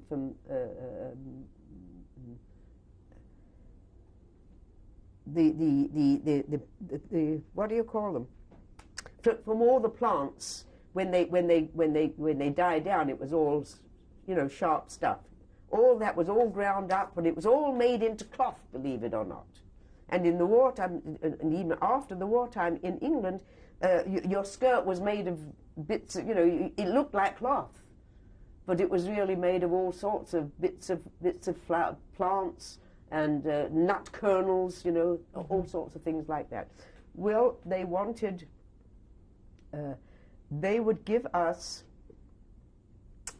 some, if we would give them all this, the junky clothing that we couldn't use, they would give us some clothing that we could use. So I got 4 suit lengths out of them for about a ton of junk, which they then, you know, it all went through machinery, and it all came, and out of that, the suit lengths were recycled. made. Was recycled. It was all this recycled stuff. So I had 4 suit lengths, but I had about 150 men, and who were you going to give it to have a suit made? So we had a test, you know, you picked a number. Drawing. You picked a drawing for it, and whoever got the shoot lengths, and they were all round and about in Germany. There were always tailors, dressmakers that were very happy to make you first-class clothing if you would give them some cigarettes, or if you would give them some Hershey syrup, or if you would give them particularly a pot of coffee. And you could get the very best of couture-made clothes for those things. So we got rid of the junk that way, and that was okay. So these were my regular callers, as it were, that came in from the outside world. One interesting thing that happened in Kaunitz, it came to be Passover. And at Passover, everybody has a Seder, as you know. Do you know what a Seder is? It's the meal. It's the meal. Oh, I'm sorry, I've got to talk to you. I'm looking in the wrong way, looking into nothing. As you know, the Seder meal is what you have beforehand, and in various countries, depending whether you have a chopped hard-boiled egg or just one as a symbol, but in some countries you eat a hard-boiled egg. And I know when I was a kid and we had the Seders in my mother's house, everybody had to eat a hard-boiled egg. So, but we couldn't have a community Seder because we had no place to have it. And so the stuff came in from the joint, you know, the matzahs came in, and eggs we could get from the local people, and all various canned foods, you know, to make a Seder. And groups got in touch in the houses where they were living. So there were lots and lots of Seders being held. And then I had to go to some of the Seders. Well, I managed to spend 5 minutes or so in 8 of the places, not more. And I had to be part of the eating, and so I ate a hard-boiled egg in 8 places, and I ate 8 hard-boiled eggs, which I knew for days to come, I can assure you. But what they say, the things I do for England, right?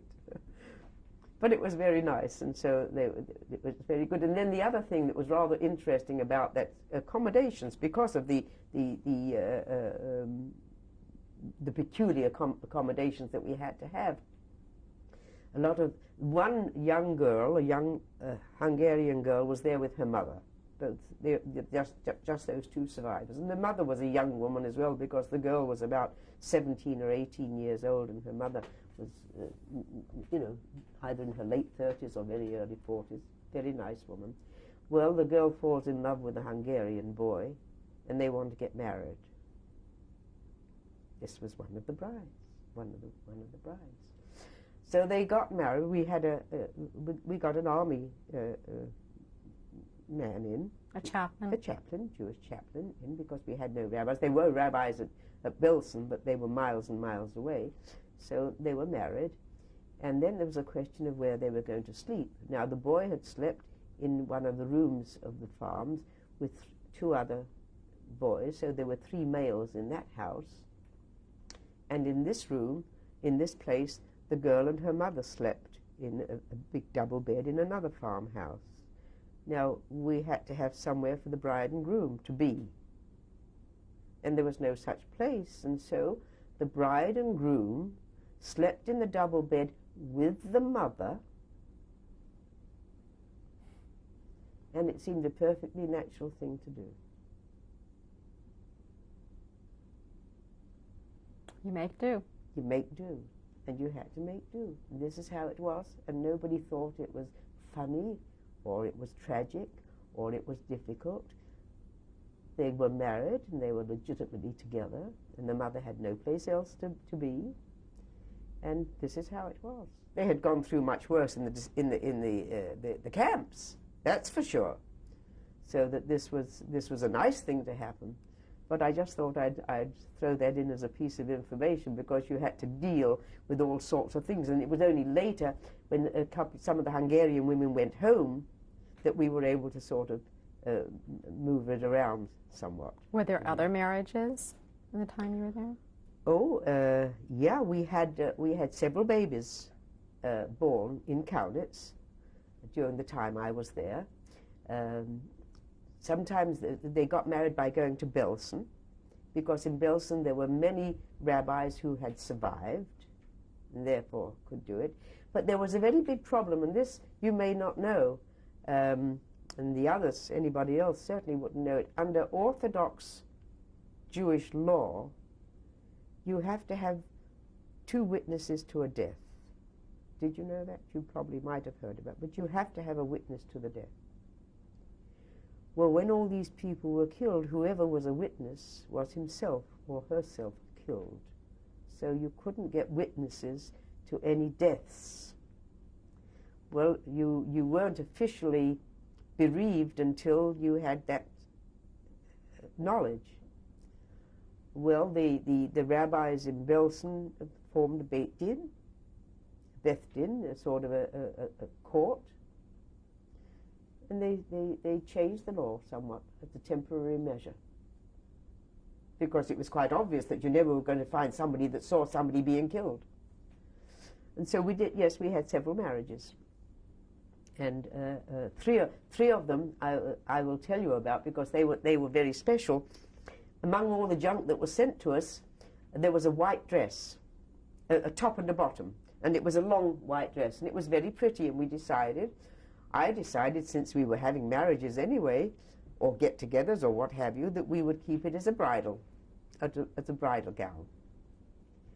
And one of the Hungarian girls made a very pretty white hat, and the first wedding we had right there in Kaunitz, between a British soldier and a Hungarian Jewish girl, because the British soldiers were not permitted to fraternize at that time with Germans. But it didn't say anything about Hungarian or Jewish people from the DP camp. So whenever they had a dance at the army base, they would invite these girls in, you see, and some of them fell in love. And so this was one of them, and they were going to be married. And we stitched up the dress to fit her. She was a very slender girl, and so we stitched up the dress to fit her and put the hat on her and had a wedding. And then we had 2 other weddings with the same dress, different brides, and I have pictures of them which I will show you. So this was the very special area of the bridal dress. At the same time, in the Kaunitz hospital, there was another girl there that was dying of TB, and we knew that she wouldn't live. But she said that she'd heard through the grapevine that a brother of hers had survived, and she was going to wait until he came for her, and then they were going to Israel together. Well, she didn't survive, obviously. And the only nice thing about it, excuse me, we brought her into Kaunitz from the hospital, and we put her in a bed, and the ladies made a shroud for her. So instead of her being shoveled with 360 other bodies into a mass grave, as they had to do in Belsen, I discovered that there was a Jewish cemetery still working. So we had 2 ladies sit by her bedside at night with a candle going, and the next morning we had a 3-ton truck from the army, and we took her to the burial ground, and we buried her. And then now I'm going to jump. You buried her, you and yes. The other women. And the other women, we buried her with a rabbi. With a rabbi. Do you remember her name? No. No, I don't. Do you remember the name of the cemetery where she was buried? Yes, that's a part of the story that's going to come up after 50 years. I had forgotten that in near Kaunitz there was a little town called Gütersloh. And I hadn't remembered where the baby was buried until 50 years later. What baby? The baby, oh, I didn't tell you, about where this girl was buried, And then later on, oh, I haven't told you about, but excuse me, I've got to jump myself. No, that was that. The girl was buried there. Well, then another time, a couple that were in the camp, and I don't know whether I told you about where their baby was taken off with a bayonet. When this Hungarian couple, a young Hungarian couple, was taken into the camps, they had a young baby. And the German bayoneted out of their arms and threw it up against the wall and killed the baby. And they find each other in Kaunitz, the husband and wife. And she gets pregnant again, and she has another baby. And we celebrate this new baby, and we have a big celebration because there was this couple very happy again that they had another baby. And then I had remembered at some point that a baby had died in the camp, but I had not remembered where it was buried or whose baby it was or anything like that until nearly 50 years later I get this book. And I get this big book called Remembering the Holocaust. And in this book, the German students today, many of the German students are trying to trace all the Holocaust time because they have a problem, because their grandparents were part of the Gestapo or the people that were killing off Jews, and it didn't sit right with many of them. And they were trying to trace, and they were trying to learn and to study about the Holocaust, because lots of people said the Holocaust didn't happen. And so they were really studying the Holocaust. And as students, as part of their Holocaust, they went to Jewish cemeteries. And they come to a Jewish cemetery in Gütersloh, and they find a gravestone of a baby that died in Kaunitz. And it didn't give the name of the parents of the baby. And then I get this book, and in it, this is the grave. And then everything surges back in my mind. This was the baby of the couple that had their baby, first baby bayoneted out of their arms. The second baby, I knew one baby had gotten very sick. It was their baby, and it was buried. The baby was buried in Gütersloh. Here is the gravestone of the baby, right there, in this book. And in this book, all about it, and all the lists of the Hungarian people who were in Kaunitz, whose names I didn't remember, because with Hungarian names, who can remember the names anyway?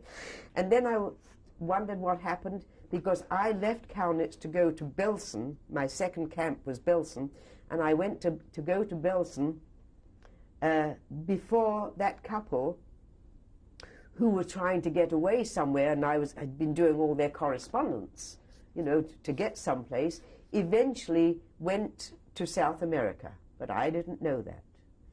And then it turns out that the mother of the child, the second child of theirs that died of injuries that she had received in the concentration camp, and her husband, the father of these two babies, committed suicide. Do you know their names? Do you remember their names? No. And who sent you the book? The book came to me from Berlin, from Germany. What they're doing, all of a sudden after these 50 years, and that's another part of my story, but I have to wait until I get to Berlin for the story. This is the Jüdische Kindergarten von Berlin, the Jewish kindergarten in Berlin. That was what I was in charge of when I went to Berlin.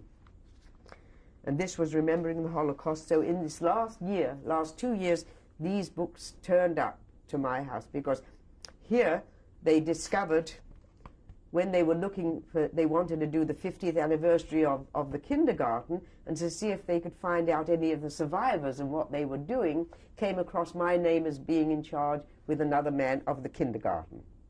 And she had to go all over the world to all the Jewish organizations to find me, you see, as she eventually did, and we had a correspondence between Berlin and me, and then she sent me this, which showed who it was. And then this came along soon afterwards, and this was telling me about the baby I didn't remember from Kaunitz.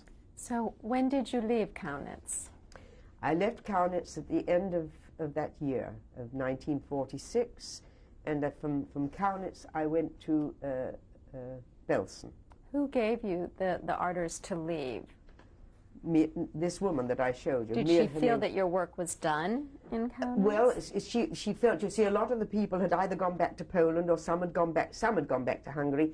The Poles, very few went back to Poland, but they went to various parts. They went to different parts of Germany. A lot of Poles stayed in Germany and opened up their own businesses there. They had no reason to go back to Poland.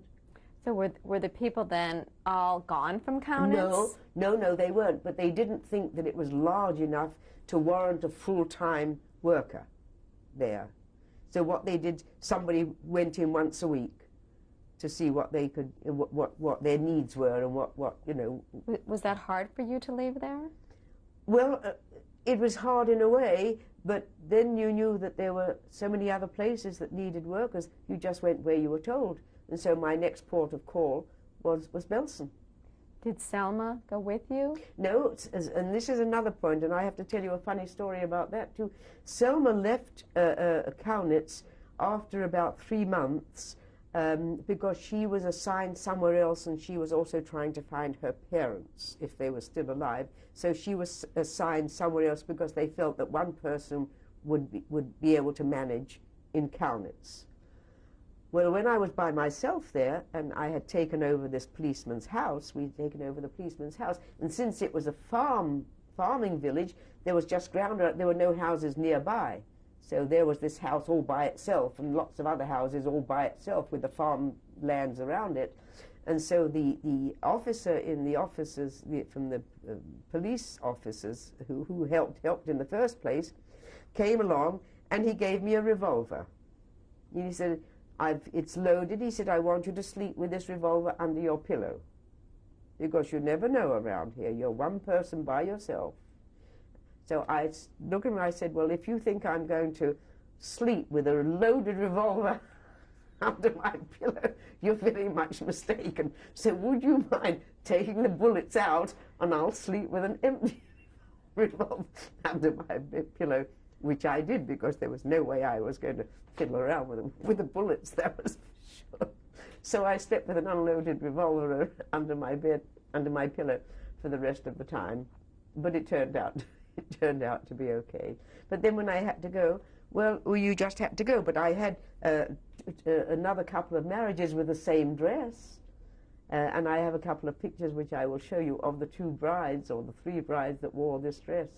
And there was a very funny little incident with one of the weddings, because the bridegroom was tall and the bride was short. And in order to make it a proper Jewish wedding, from this place where the burial was, we borrowed a chuppah, you know, a chuppah, as you know, you had to be married under this canopy. And we found a portable chuppah, so we borrowed the chuppah, this canopy, and 4 men held the canopy while the bride and groom got married under the canopy.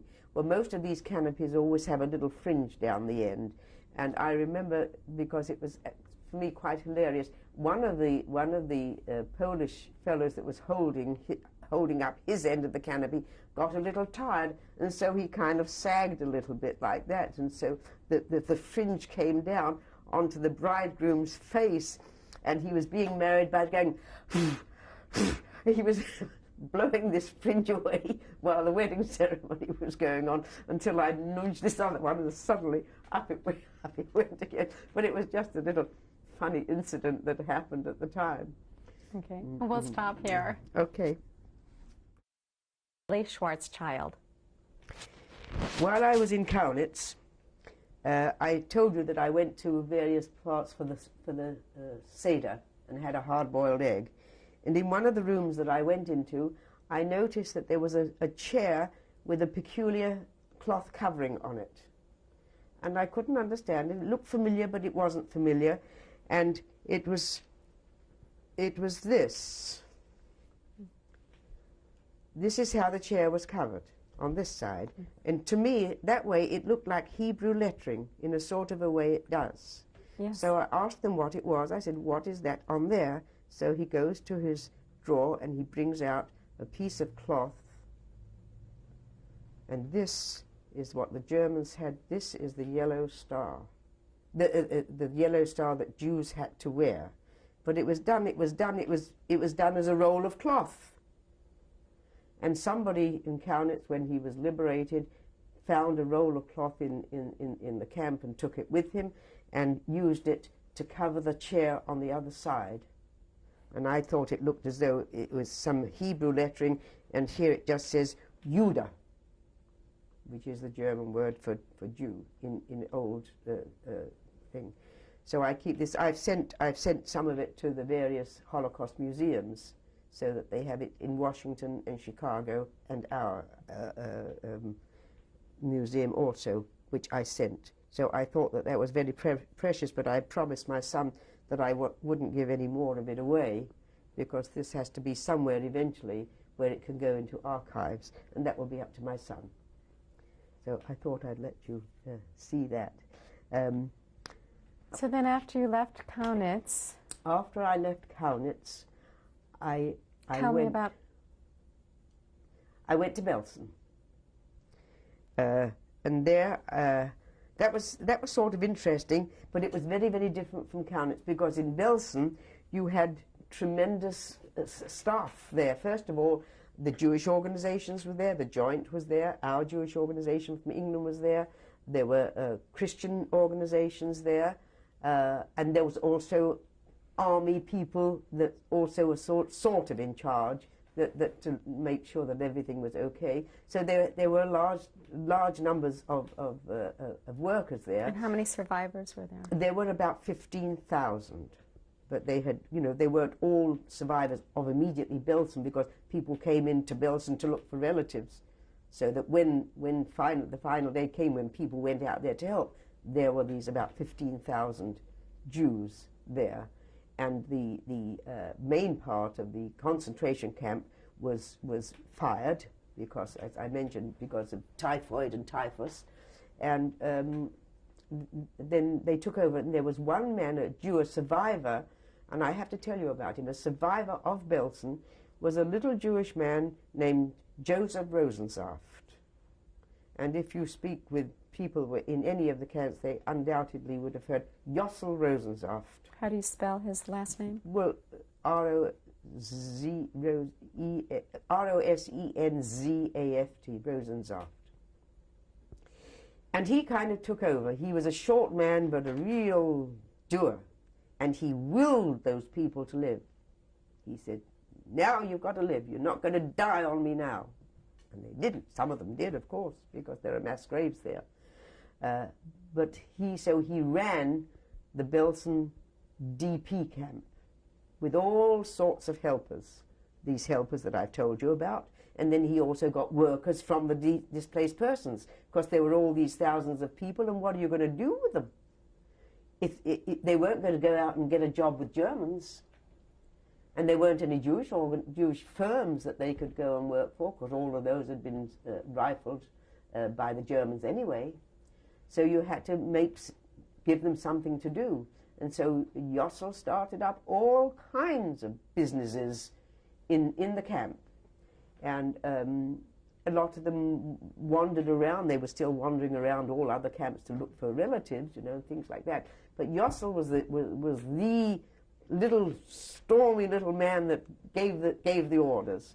And he had lost his wife and family, and another woman who was a dentist, a lady dentist, who had lost her family.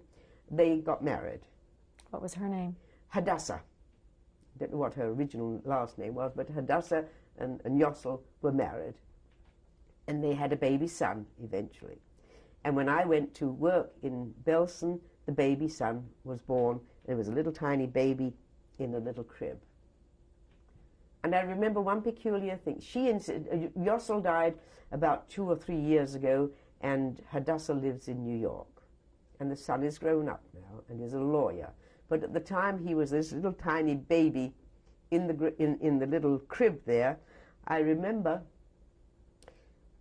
Hadassah standing over the baby and saying, well, my son will never have to work a day in his life. And I looked at her and I said, what's the big deal? Why should he not work in his life? She says, well, I'm not going to have him unable to get through anything that might happen. It was just one of those things. And I said, well, I couldn't think of any reason. Well, it turned out that he grew up and he's now a lawyer, and he heads up, if you look in that book over there, he heads up the Central European Jewish survivors. So he did work. Anyway, Yossel was the head, and they had all sorts of things going there, including a police force, because with that many people, you also had to keep law in order. It was like a town, and it was run like a town. So I was assigned to the police force, and our office was in one of the houses, and the jail was the top floor. The room on the top floor was the jail. So if you had a prisoner, he was up in the top floor, and very often his wife or his girlfriend came to the front of the house, had a conversation with him from the window down to the ground, which was, I thought, rather amusing at the time. But at that point, at one point when I was in Belsen, it was decided that there were lots of babies born after the war, obviously, and one or two that survived one of those miraculous things. They were going to they arranged with Switzerland to send 40 children to Switzerland for 3-month period, so that they would get used to living in a normal atmosphere, either in people's homes, somebody that would have them for 3 months, or in children's homes, but under completely different circumstances. And 40 children were going to be taken to Switzerland, and 4 of us took them, and I was one of the 4. And this woman with a new baby, Hadassah, was the second one, and there was one other American girl, and the 4th one I don't remember. There were 4 of us. Well, how were we going to get, the trains weren't running in Germany, so how were we going to get to Switzerland? And so it was discussed with Switzerland, and they said, well, if we could get a train that went to certain points where the Swiss train does run, we could tack it on to the end of their train. So then they had to go around all the sidings and find a train car that was still viable to be cleaned up, because there was nothing running in Germany at the time. So they got this one thing that they found, this one truck. They cleaned it all up, and they had it pulled to the train and put onto the train. And then we went with 40 kids, and since it was only stuck onto the train, there was no light. If it got dark, there was a toilet there, but it's not working because there was nowhere to work it, and nowhere to stop and feed the kids. And we didn't know how long it was going to take us, because we were taken off this first train and put on another one. It depends on where they were going. So we had 40 children, and we had to take food for 40 kids. So we took boxes and boxes of sandwiches and boxes of pop, various kinds of pop, for them to drink. And then they were cleaned out, but not that well, so by the time we had got anywhere near Switzerland, we were a pretty sorry lot. But there were 2 little girls there, and it turned out that a lot of the kids were in the orphanage at Belsen, because where they were found that still alive, or found among all kinds of transportations. There was 2 little sisters that apparently when Poland was being overrun by the Germans, their parents, they all started marching somewhere. So the kids were marching, these 2 kids were marching with their parents, and in the crowds that were going, they got lost. So these 2 little children eventually landed up in the Belsen displaced persons camp, and they were there at the time. And so Yossel decided that these 2 were going to come to Switzerland. So they came. When we got to them, they hadn't spoken a single solitary word from the time we were all gathered together. I could not get them to say a single solitary word.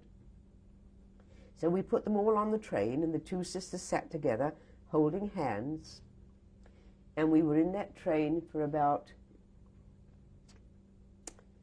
25 hours, something like that. And they never spoke a single solitary word the whole time we were there on the train. They ate no, they didn't eat either. Everybody else ate of these sandwiches, and we had orange pop and stuff like that. They neither spoke, nor played, nor ate. And as we were getting closer to, on the train finally, to, what's the, where you land in Switzerland? Where all the trains land. My memory. Anyway, I'll remember it in due course, I think. When we landed there, we looked at these kids on the way there, and they were all filthy because the train was filthy. We were dirty, the kids were dirty, and with no water.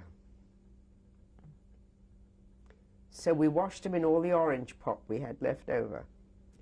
Oh my goodness. So we were a sticky bunch when we got to the station, and outside the station were the Swiss Red Cross in their starchy white uniforms, and all of us looking a very, very sorry lot when we got out.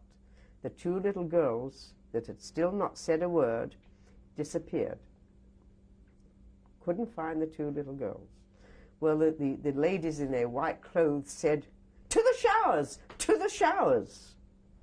And the kids heard that, and the kids learned fast, because they knew that when they said to the showers, it meant not water, but gas. And so there was one big, huge cry out right on the station there in Switzerland, that they weren't going anywhere. They weren't going to the showers. And so the four of us had to assure them that it was okay, it really meant the showers, and we were going with them. So we all went in, the four of us as well. We were deloused, we had to be deloused, and showered, and we came out, and then they were assigned. But before we could go down to beat for all this thing, where were these two kids that had got lost? And then, you know, the stations go, there's a train and then another platform and another train. And way over on the other side, I saw these two kids. And I waved to them, and they saw me. I was still in uniform at that time, and they recognized me, and they said, "Mrs. Lilly! Mrs. Lilly!" First words they had spoken since we left. First words they had said was Mrs. Lilly, and then they clammed up again. So they came dashing back, and we were very happy to see them. And then they were all sent to various places for 3 months. And then I was fortunate enough to be one of those to bring them back again after 3 months. So it was a wonderful time. Could you tell a difference in the children after Oh the 3 yes, months? because yes, you could tell a difference, because first of all the Swiss people had bought them all watches, and they said, "Mrs. Lilly, look, you see," they wanted to see their watches, and they had new suits where there was always hand-me-downs. They had proper clothes that the Swiss people had given them, and they were as right as rain. But we had to take them back to Belsen, to where they were to start off with. But we felt that it was a good sort of 3 months for them. But was it hard for them to come back to Belsen? Well, no, because they were used to being shunted about at that time. There was one tragedy. One of the little girls. One nice thing happened when we were going. We went in a truck to where the train eventually was, and one little boy, he was 5 years old, and he kept going to the end of the truck where there was a canvas covering, not a proper door, and he kept pushing this covering aside and putting his head out into the air. So I went over and I said, "Now you've got to come inside again," in my fractured German. And he said, "Do you know German at all?" "You may not, but I'm going to tell it to you, and then I'll translate it." This little 5-year-old, in all seriousness, said to me, "Mein Arzt hat mir gesagt, ich muss frische Luft haben. My doctor has told me that I have to have fresh air." This little 5-year-old. And he kept poking his head out of the back there in order to breathe in the air. What can you do except weep in your soul for something like that?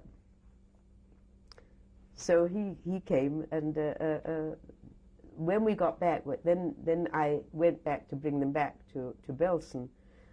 And then a tragedy happened. One of the little girls that had had this marvelous 3 months in Switzerland, she had occasionally been prone to walk in her sleep. And just 2 or 3 nights after she got back from Switzerland, nobody noticed that she was not in her bed, and she had walked out and on the premises in the Belsen where when it used to be, but where the guards had it, they had a swimming pool. And she walked into the swimming pool and drowned. This little girl did. So she'd been in Switzerland for 3 months and then drowned, which was a very sad thing. Incidentally, the question of that swimming pool, when it was made into a DP camp, there was this swimming pool all empty. And so a couple of people from England were sent out that were engineers that could make a swimming pool workable again. And the story that was told to me, and how I got it, that when the Germans lived there and sort of looked after the concentration camp, they had this swimming pool. And every few days they'd go into the DP camp, as though they're making nice with people, and say to a man, come on, come and have a swim in our pool. So they would take 3 or 4 people and have a swim in their pool. And they thought, well, they're being very nice to us, isn't that nice? And they went into the pool, and when they were swimming in the pool, they were shot dead. So that was the niceness of those people at the time. So that was something else you had to contend with.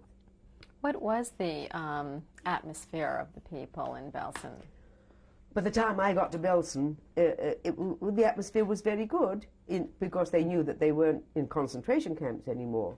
It was a question of where they were going to be resettled, because, as I say, it sometimes took many years before whichever country they wanted to go. You could only go to a country if somebody, spoke for you and paid for you, until Israel became a state. And then, of course, before the state became, there were all the illegal boats going to Palestine. So did they spend their days were there schools set up? Yes, in Belsen there were schools set up. In Kaunitz there weren't. I was sort of it. In Belsen they had schools, and they had lots of people working there, but there was an awful lot of nothing of waiting. And that's never very good, because if you wait long enough and you know there's money to be made by going on the black market, then it wasn't only the displaced persons that were on the black market, all the highest of the brass in every one of them, the Americans, the British, all the high brass, they were all in it, because you could get wonderful things for almost nothing if you had some Hershey syrup or some coffee or some cigarettes. Money became useless in Germany. And each make of cigarettes had a different value. So old gold weren't worth anything very much, and another make was worth a higher amount, and so you paid with cigarettes. And people very rarely smoked them, because that would be like burning up a $10 bill. And so, but cigarettes were the currency, and that was for 2 or 3 years until long after, and that was what you traded with. So if you gave a carton of cigarettes, you could get the best Leica camera going, and things like that. So how long were you in Belsen? I was in Belsen for a year. And then from there, I was sent to Berlin.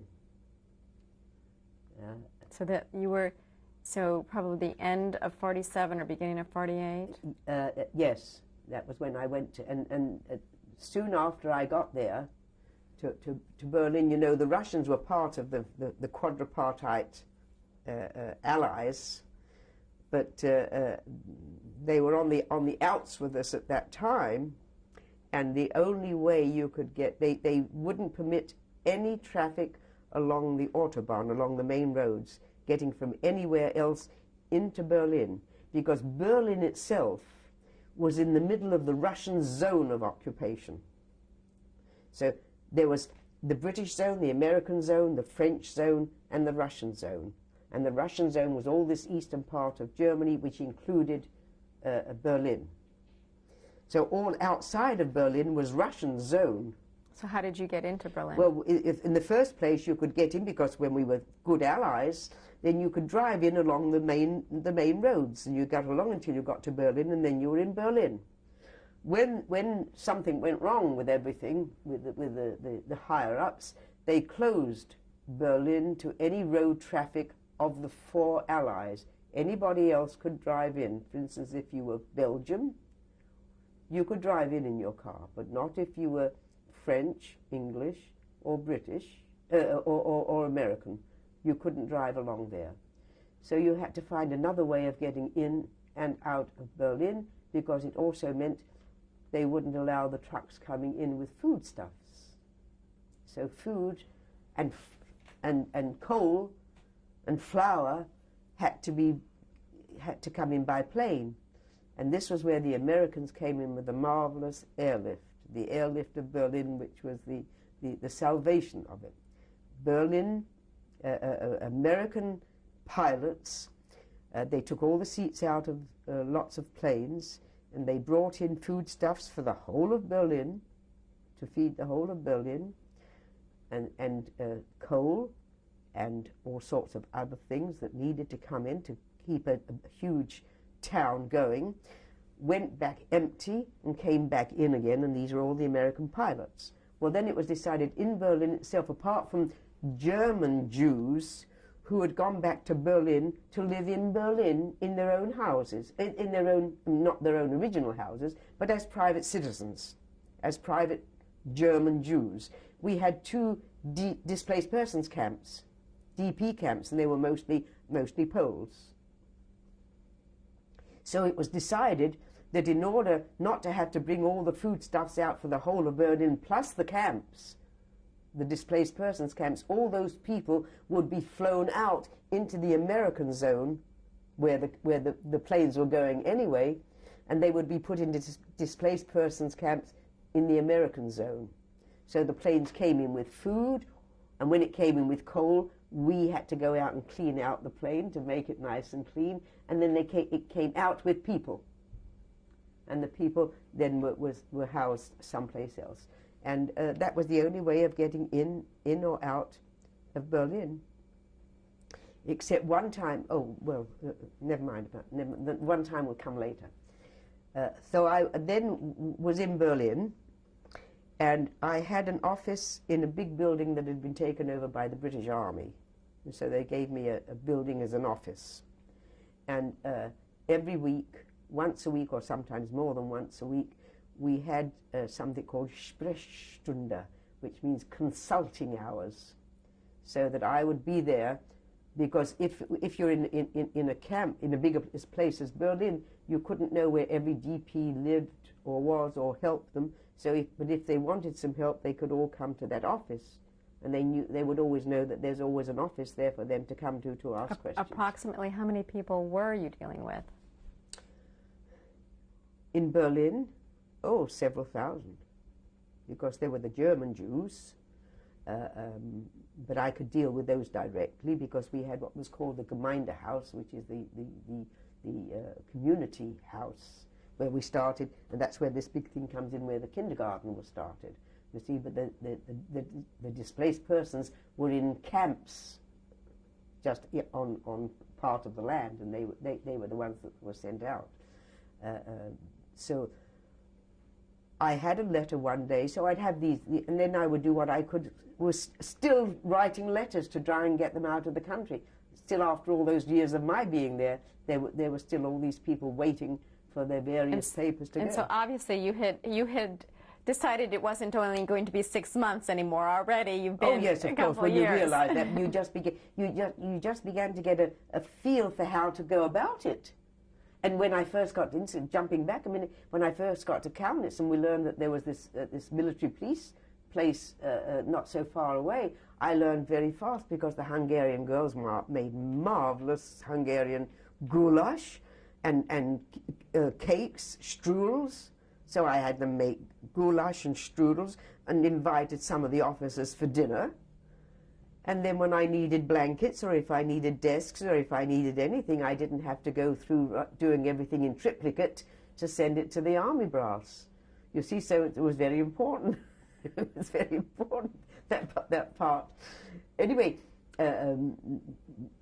when they went out, you see, then we had at one time, when I was in Berlin, I was told by the Honourable Lily Montagu that they had come to this country, to the Reform Seminary, to see if they could find a rabbi who would be willing to go to Berlin for 2 years, to be the rabbi in Berlin, because we had all these thousands of people there, Jews, and no rabbi.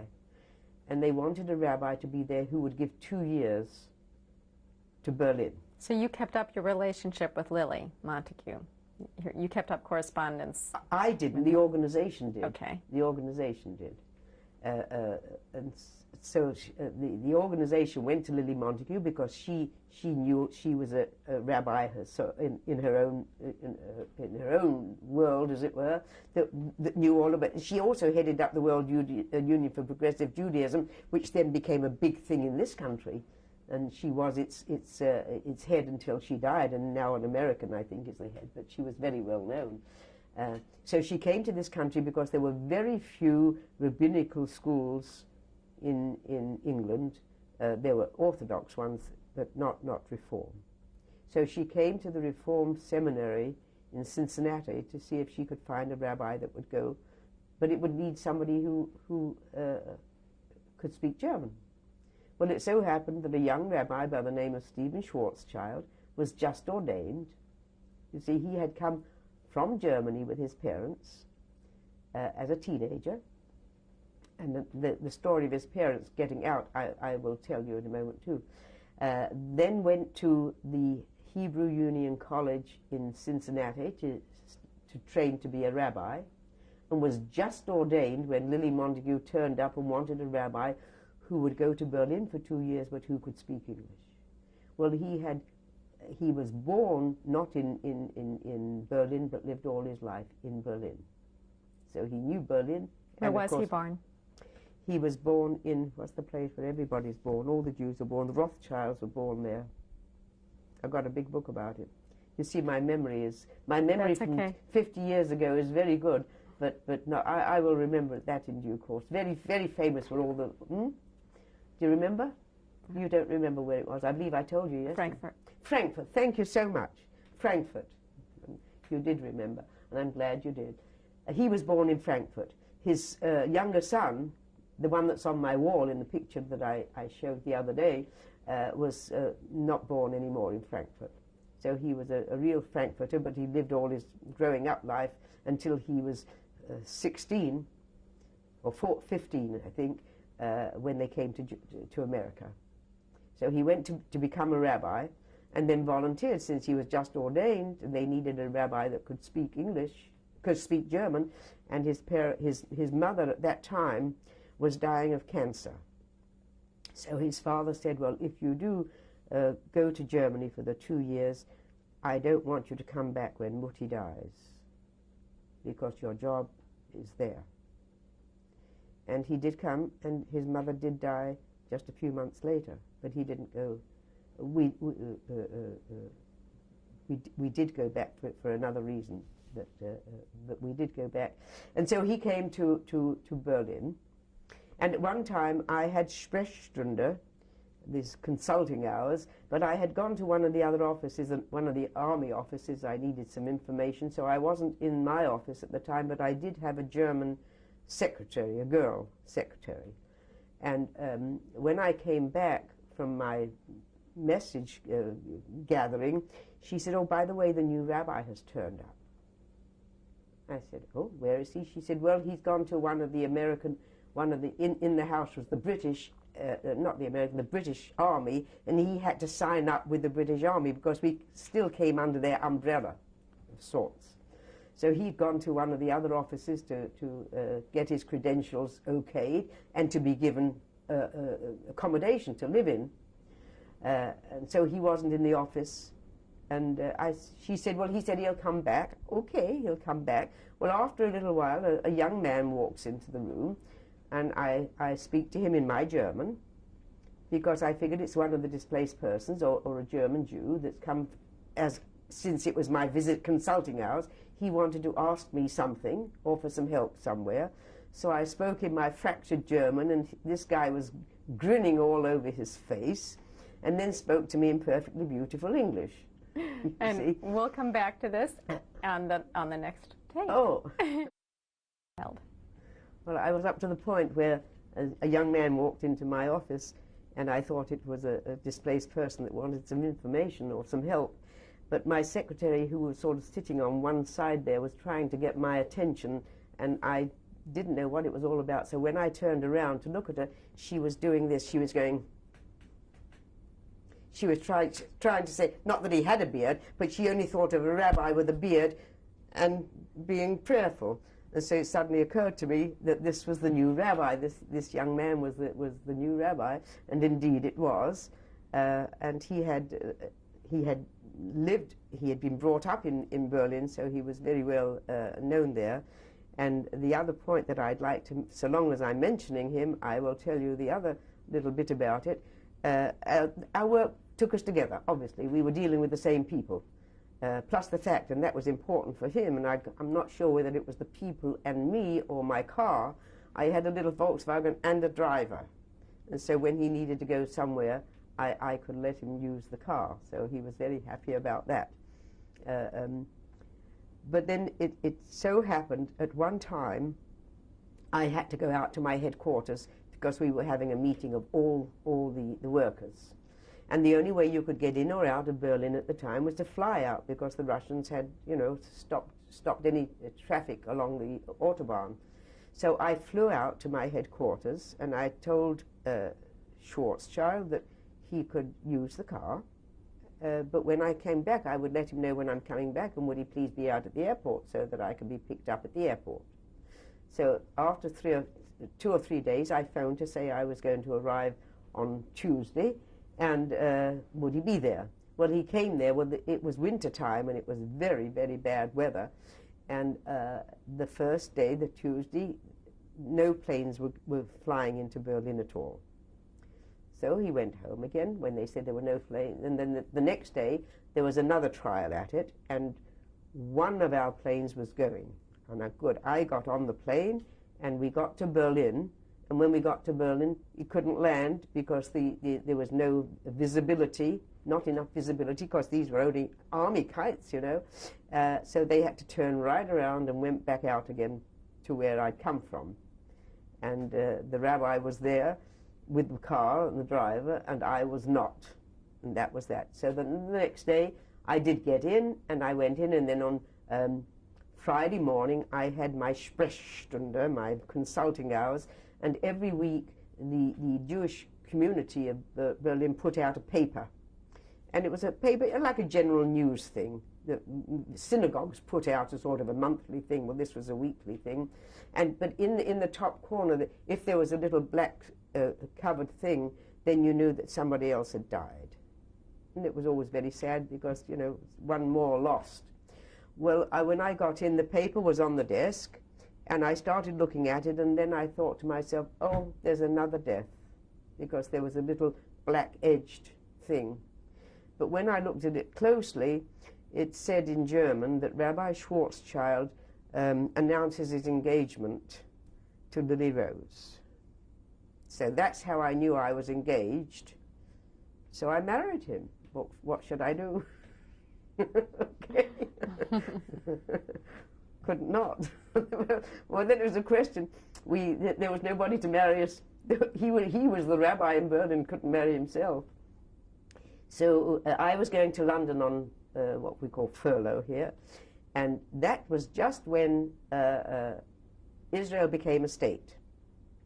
And he was going with a group of people from Berlin to Israel to sort of make some arrangements about how to send people, this time not illegally, on the boats to Israel. And he decided, he said, well, if I can get into London Monday or Tuesday, we'll get married, but I can't promise anything. So when I got to London, I put the banns up, you know, I registered as going to be a bride with a big question mark down the side of it. And he turned up on Wednesday, and on Thursday morning we were married in the synagogue. So was this the first time that he had met your family, your mother? Sure, sure. And the rest of the family. We were only a small group. And there were loads of rabbis, because he being a rabbi and being sent out through the rabbinical thing, there were about 10 rabbis who did part of our wedding ceremony. So I was well and truly married, but I didn't have a new dress, and he didn't have any new anything. I didn't have any, oh yeah, a sister made me a quick hat to put on. And he got married with his hands in his trouser pockets, and until I said to him, well, you could get married with your hands down your, not in your pockets, maybe. What was the date? Well, that's a good question. It was either February the 22nd or the 23rd, and I can't remember unless I look up a paper. Neither of us have ever remembered, but it was early in March, and there were all these rabbis there. And what year was it? 1948. No, couldn't have been, because he came in I went to Berlin in 1948, so it must have been 1940. He came in the middle of 1948 for the High Holy Days, and we were married the following whenever. 1949. That's right. And we were there for another several months until we left in 1946 when we came out.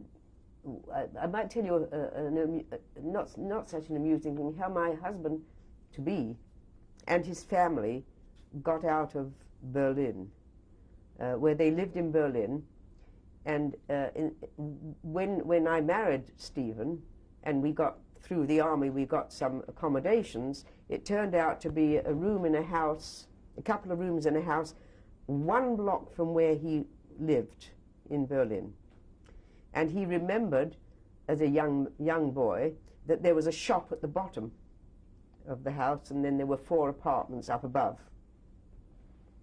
And he said, let's go around there. I'd like to see what's happened to the place. And when we got around there,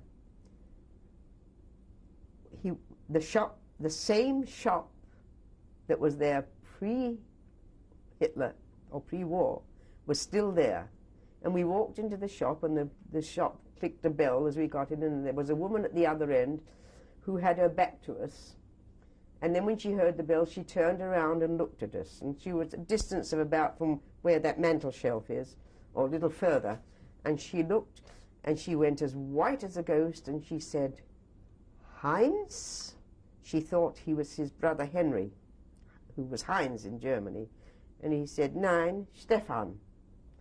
And she was most uncomfortable, because it turned out that my father-in-law-to-be had lots of German friends. And one evening in I guess it must have been 38, I suppose, anyway, during the time of the glass, the breaking of the glass. He had a German friend that came to him one time to his house, and he said, Fritz, he said, I want you to take your wife and the 2 boys, and I want you to go on the U-Bahn, which is the subway. The subway. He said, I want you to go on the subway, and to stay on the subway all night long, just go back and forth and back and forth. Don't come back to the house until tomorrow. Don't come back here. And my father-in-law said, well, what's the big deal? He said, never mind, don't ask questions, just do as I say. And when they came back, they discovered that indeed the Gestapo had been there that night, and all the Jews in the house had been rounded up and taken away to the concentration camps, and this is how they got saved there. And then later on, my father-in-law headed up the Jewish youth organizations in Berlin, and he went and he had to go to see Eichmann. Eichmann was the man in Germany who gave permits for people to go to be permitted to leave Germany for a while. So you had to go to this Eichmann to get a permit. The Eichmann. The Eichmann that was killed in Israel. The only capital punishment they have ever had. Under Judaism, capital punishment is a no-no. So when his father said to this man, what's the big deal? And he said, well, never mind the big deal. So then he went to Eichmann. He said, well, I want to go to Paris because the Jewish youth organizations is having, of all around Europe, is having a big annual meeting in Paris. And I would like to go to Paris, and I'd like to take my wife and the boys with me. And one of those miracles of miracles, Eichmann said, okay. Just how could one even believe such a thing would happen? So they went to Paris. And there was indeed going to be such a thing. But they were in Paris, and while they were there, my father-in-law had a brother living in this country, and the papers hadn't come through yet from the brother who would, sign for him. So they had to stay in Paris for nearly a year. And what year was this? This was the year when war started in Europe. 1939. Yeah. Is that when war started? Yes, I guess so. It started in America when? Was it 40 or 41? 41, then, yeah. Well, it was right at the beginning of the war. And when they came to this country, they came on a French boat from Paris. It was a boat called the Champlain. And the war had started, and on its return journey, it was torpedoed. So they got into this country by that boat anyway, just in time, because everybody on board had gone at that time. You see, the boat went back, probably mostly empty, I should think, nevertheless.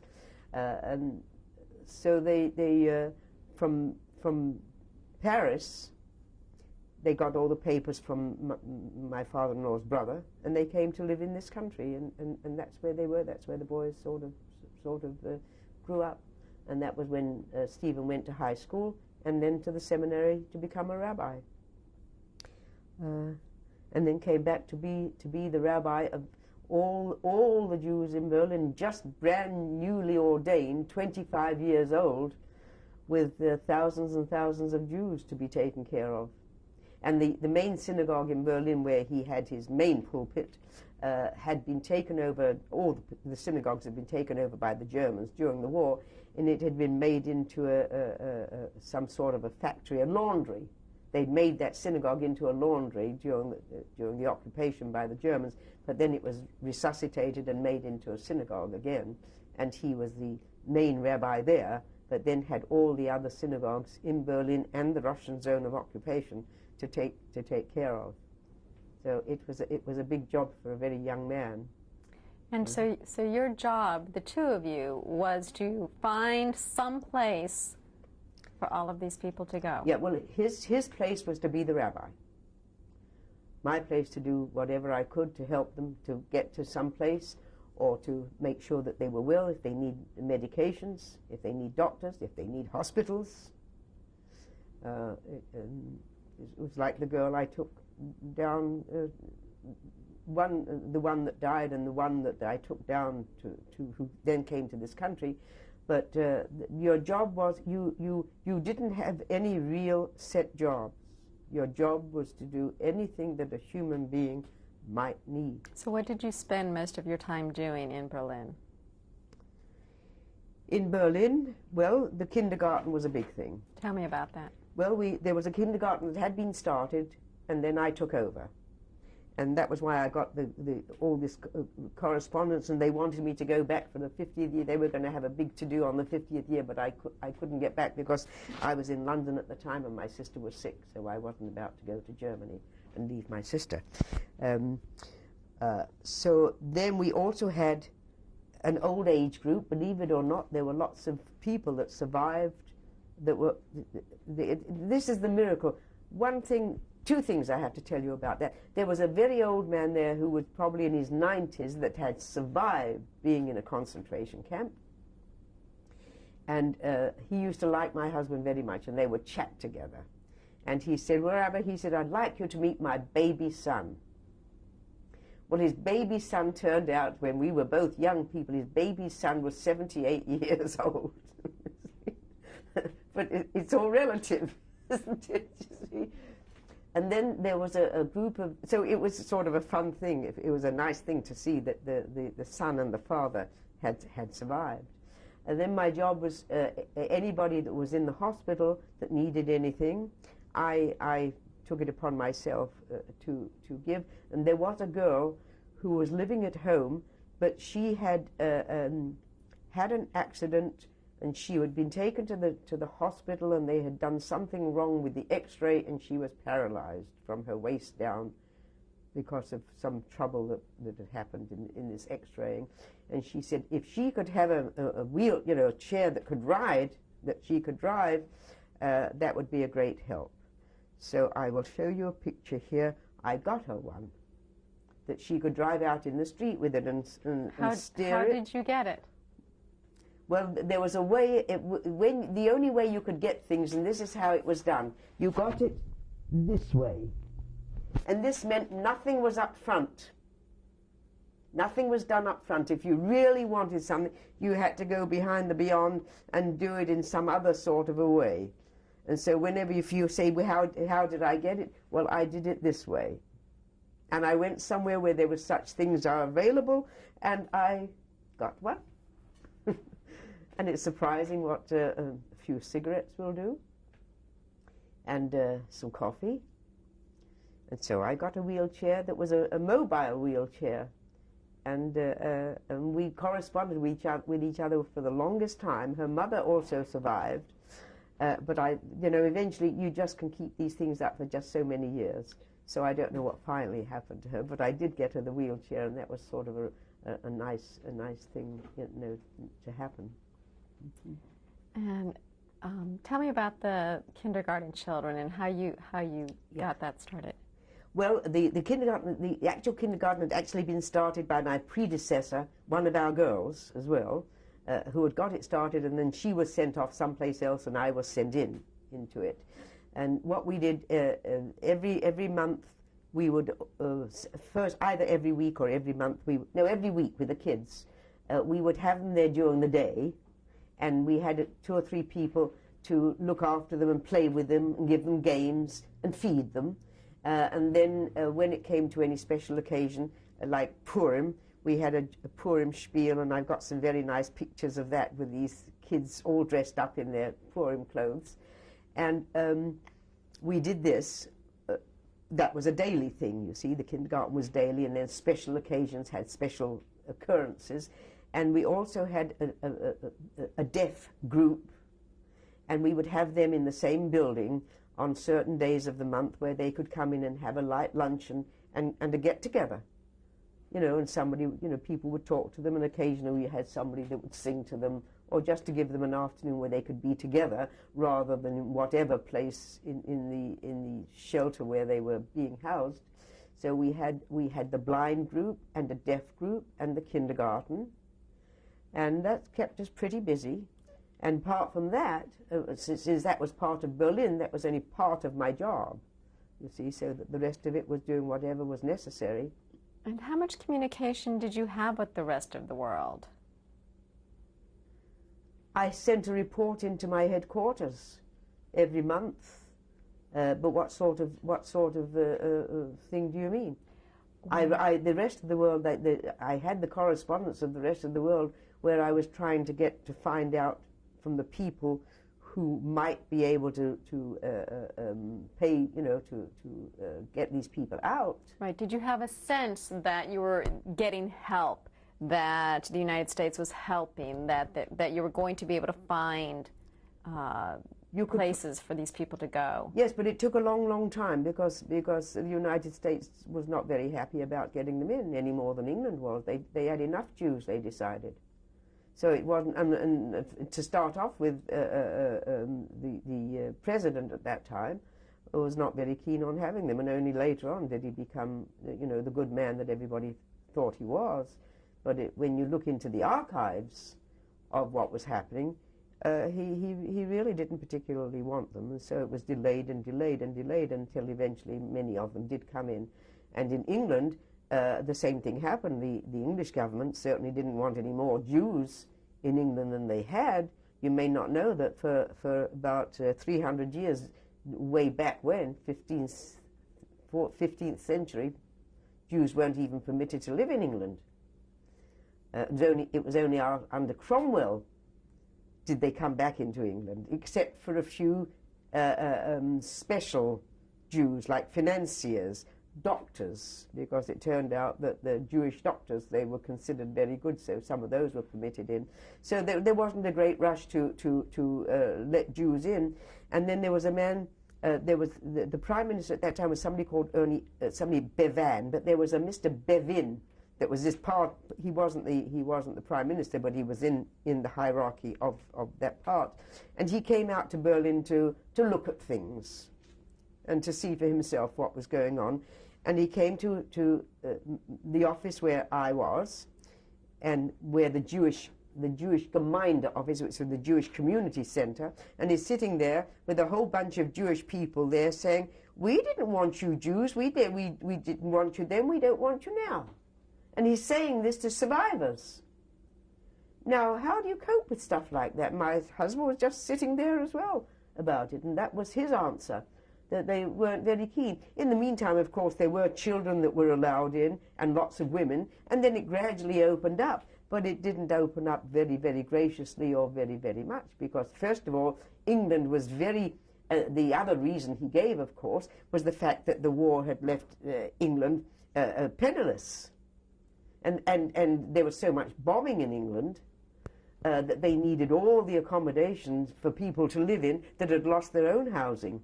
There were so many people that were completely homeless that they really didn't want any Jews in to take the places, even more space. So in a way it might have been justified in a peculiar sort of a way, but not the way it was put. And so that's how it was there in Berlin. And anybody else that came to my office that wanted any sort of help, so there was the kindergarten, the old age group, the blind group, we were always doing things for those. And I remember how the very old people survived. I really, it was one of those miracles. It was a very strange thing about many of the survivors in the camps. The people that were workers, that were physical workers, were the survivors, because they were used to a tough life.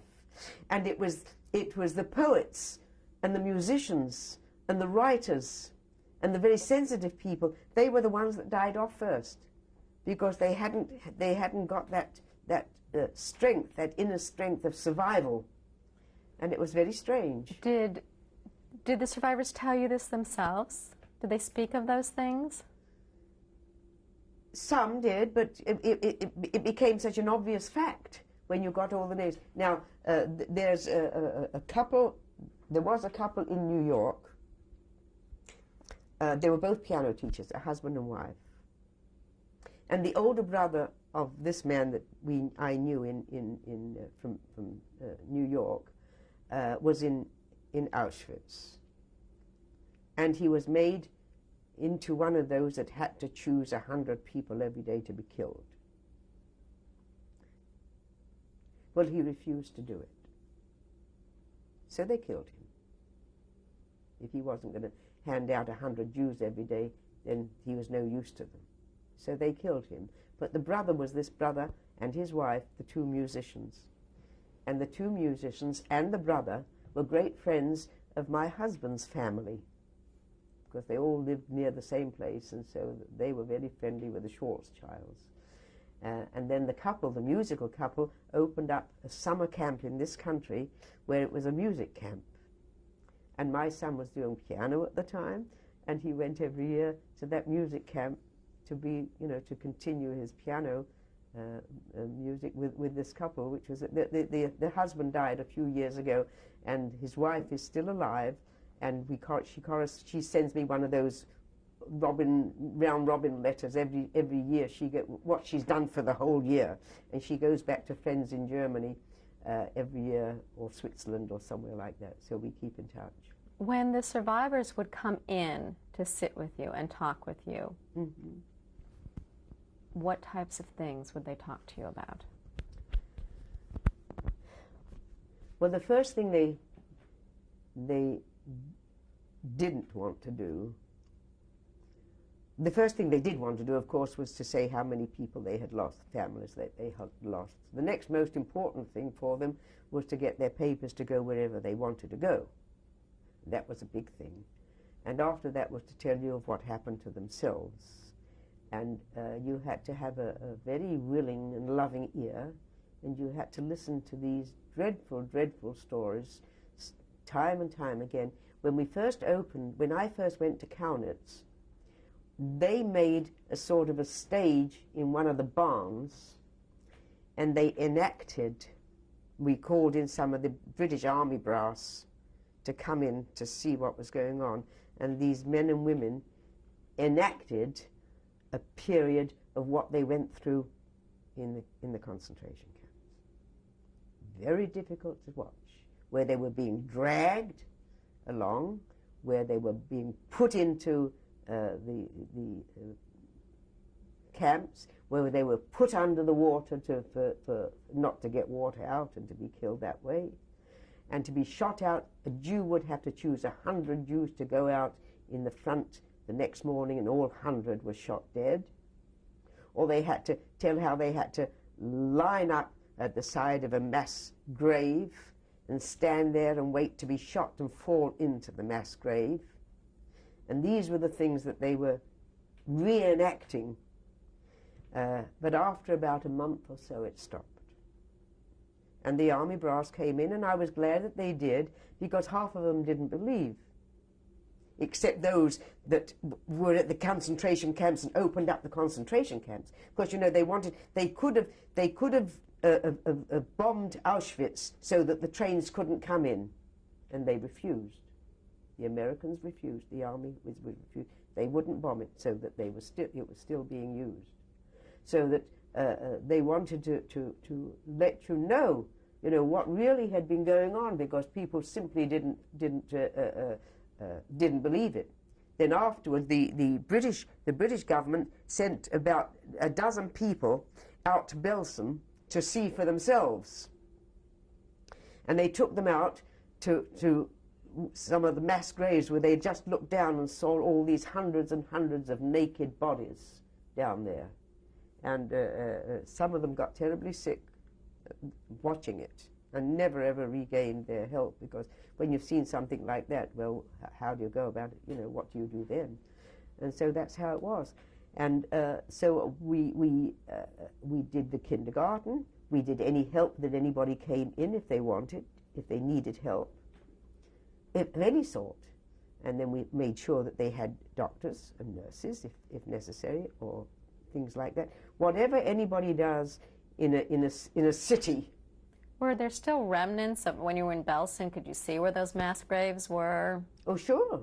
Oh, sure. Because it said on it that here there are 30,000 bodies. It says on them, they're right there. I can show it to you in that book over there. If you're interested in seeing it, sure. They were put into mass graves because the armies, the American and the British armies, came in and they had to bulldoze the bodies into the graves. They were just lying around. They couldn't bury them or get them burnt quickly enough. They sent them up to Belsen to get to the ovens, but you can't. And they were belching smoke 24 hours a day, but you couldn't kill that many people in the time. So by the time the Allies came through, the bodies were still lying around by their hundreds. And that was why they had typhus and typhoid there, because it was inevitable. What are some of the things that stand out in your mind that you saw while you were there? You mean the good things? Any of the things. I saw a lot of good things. Didn't see the bad things you saw, but you didn't see the bad things because we were there later. The bad things were seen by the armies that released them. That was the bad things, you see. And the nearest I got to it, I suppose, was my first camp, when it occurred to me that these women here, all these people here, had been on their way to Belsen to be burned. And that's tough going. But after that, you didn't have time. You didn't allow yourself. You couldn't allow yourself to concentrate on that. You had to concentrate on what was to be done now. And you couldn't go rehash it with the people. This was not your job, because you had to get them into a different mood to realize that they were family-less, but safe, and that nobody was going to do this again to them. Okay, and we'll stop here. I wanted to tell you one or two, sometimes nice things happened too. In Berlin, in the British, you know, Berlin itself was cut into 4. And in the British zone of Berlin, the British sector of Berlin, there had been for many, many years a cafeteria, you know, where you could have your cafe outside in the open. It was called Café Wien, Café Vienna, the Vienna Cafe. And it was owned by a Jew who'd had it for many, many years. Everybody knew the Café Wien because right next door to it was also a cinema. So when people wanted to go and see a movie, they'd go and have Café mit Schlag, which is with whipped cream, coffee with whipped cream. They go to the Café Wien for this. And he had a German manager who had been with him for years and years. Not a Jew, a German manager. Well, came the time for this man and his family to go into the concentration camps. Well, it was also very well known that if you had any sort of business, the German hierarchy took it over, and you never got it back or anything like that. They just had it. So he had a good idea, and he thought, well, he's got a very good manager that's been with him for many years. Why not give him the big restaurant? At least go to somebody that he knows and that would take care of it. So he signed over the entire cafe to this German manager of his, and then he was taken to the concentration camp. And then many years later, after the concentration camps were closed, as luck would have it, the man survived, and one daughter. The daughter came to work with our organization, and he went back to look at his cafe. And this cafe, the manager of his cafe, had kept 2 sets of books from the time the Jew was taken away. And one was for him that told him where every single penny went and how it was spent and what was made, and the other was for the German authorities. So when the Jew came back, he handed him all the papers and handed his restaurant back to him. That's a beautiful story. Isn't that a lovely story? And then he went on until his death with the Café Wien with the original owner.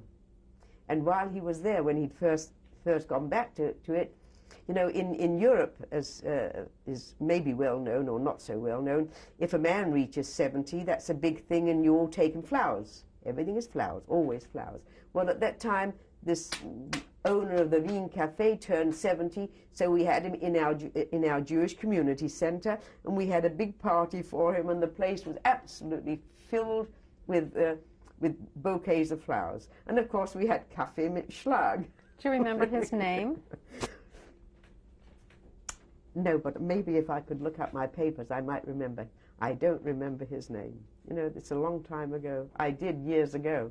But unless you write these things down, which you don't, because you think you'll never forget them. Now, I forget things that happened last week, but there are certain things of that experience of mine that you just don't forget.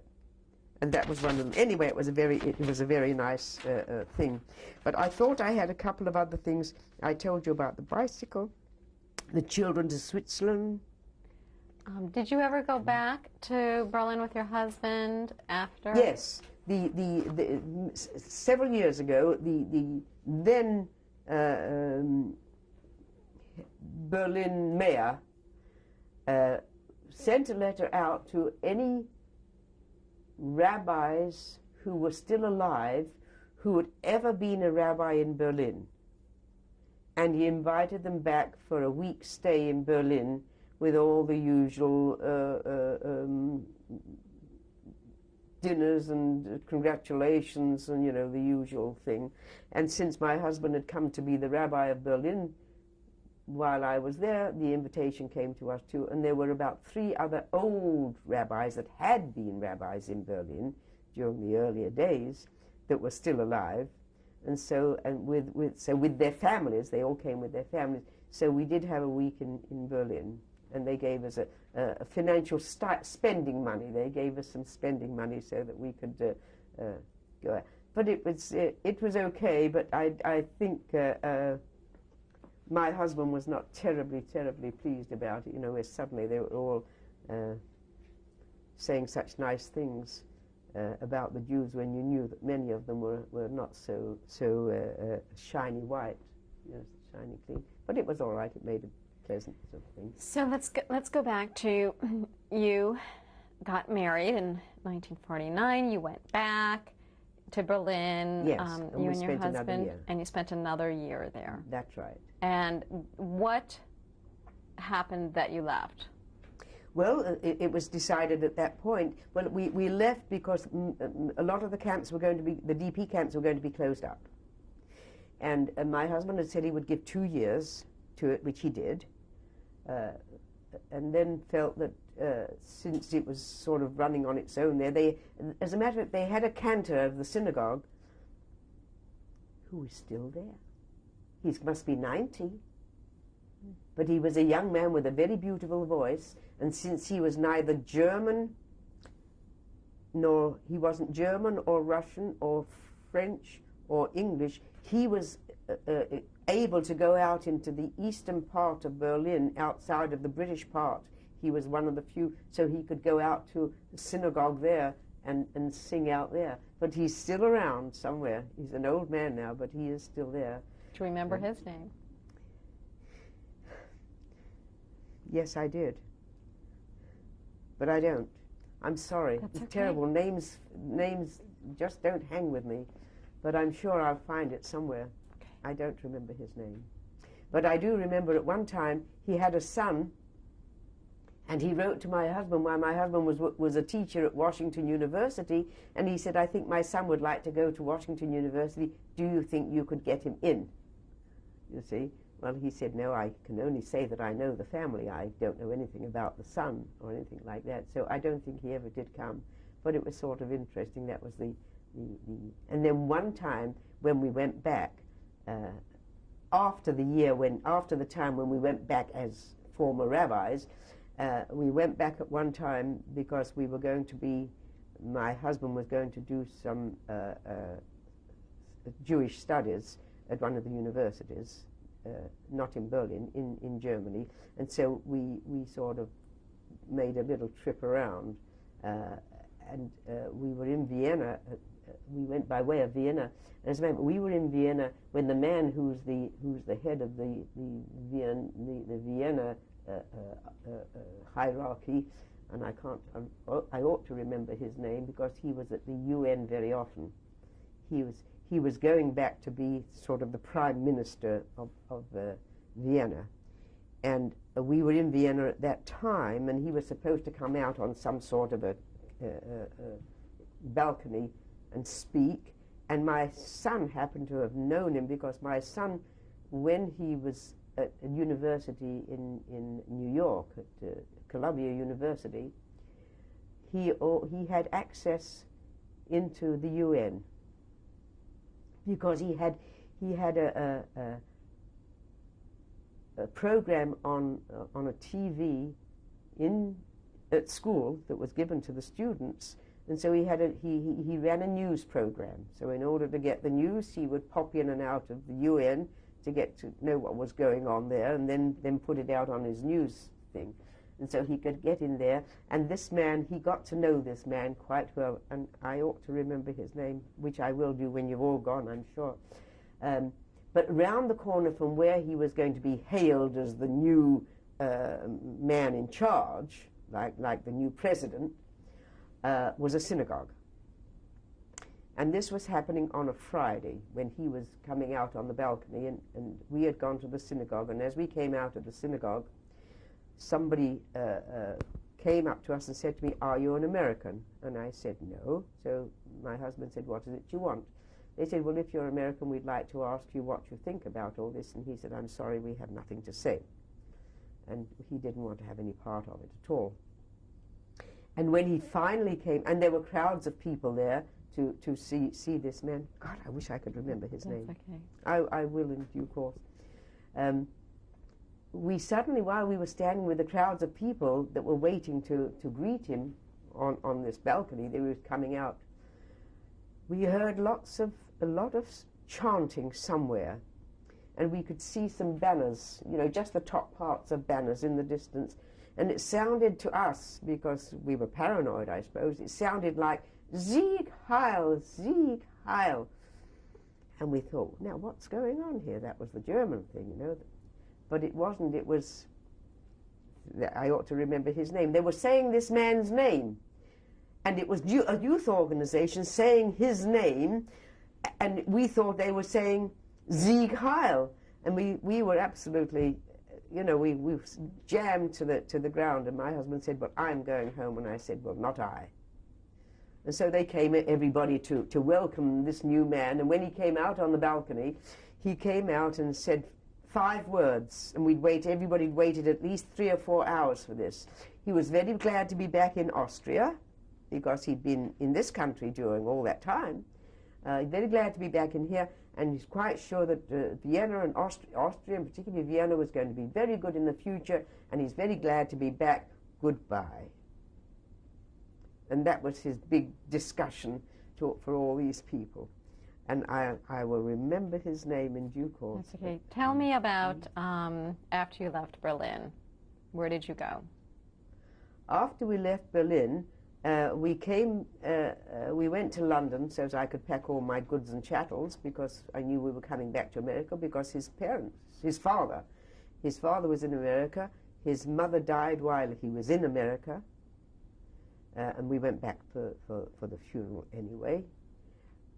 So we went back. We went then to New York, where his father was living, where he then made inquiries as to whether there was a pulpit available. And so we stayed in New York until he looked out various pulpits where he could be a rabbi. And there was one in North Dakota, Fargo, North Dakota, and he went up there and he kind of liked what he saw up there. And they'd had one other, there had been in the past an Orthodox synagogue, which at one point had gotten burned, but since most of the Orthodox Jews had died or had left there to go on to Minneapolis or some other part of that part of the country, one man decided they were going to build a synagogue there. So they were building a synagogue, and they wanted a rabbi that would take this new synagogue when it was done. But in the meantime, it was in just places. There was a department store there that had a lot of space upstairs where they weren't having any part of the store, and so they let the community use that. And a German young man, a German Jew, before my husband as a German Jew, he went there to be the rabbi in Fargo. His brother was also a rabbi in various other parts of this country, both from the Reform Seminary. And this former rabbi decided, after being in Fargo for 2 years, that he was going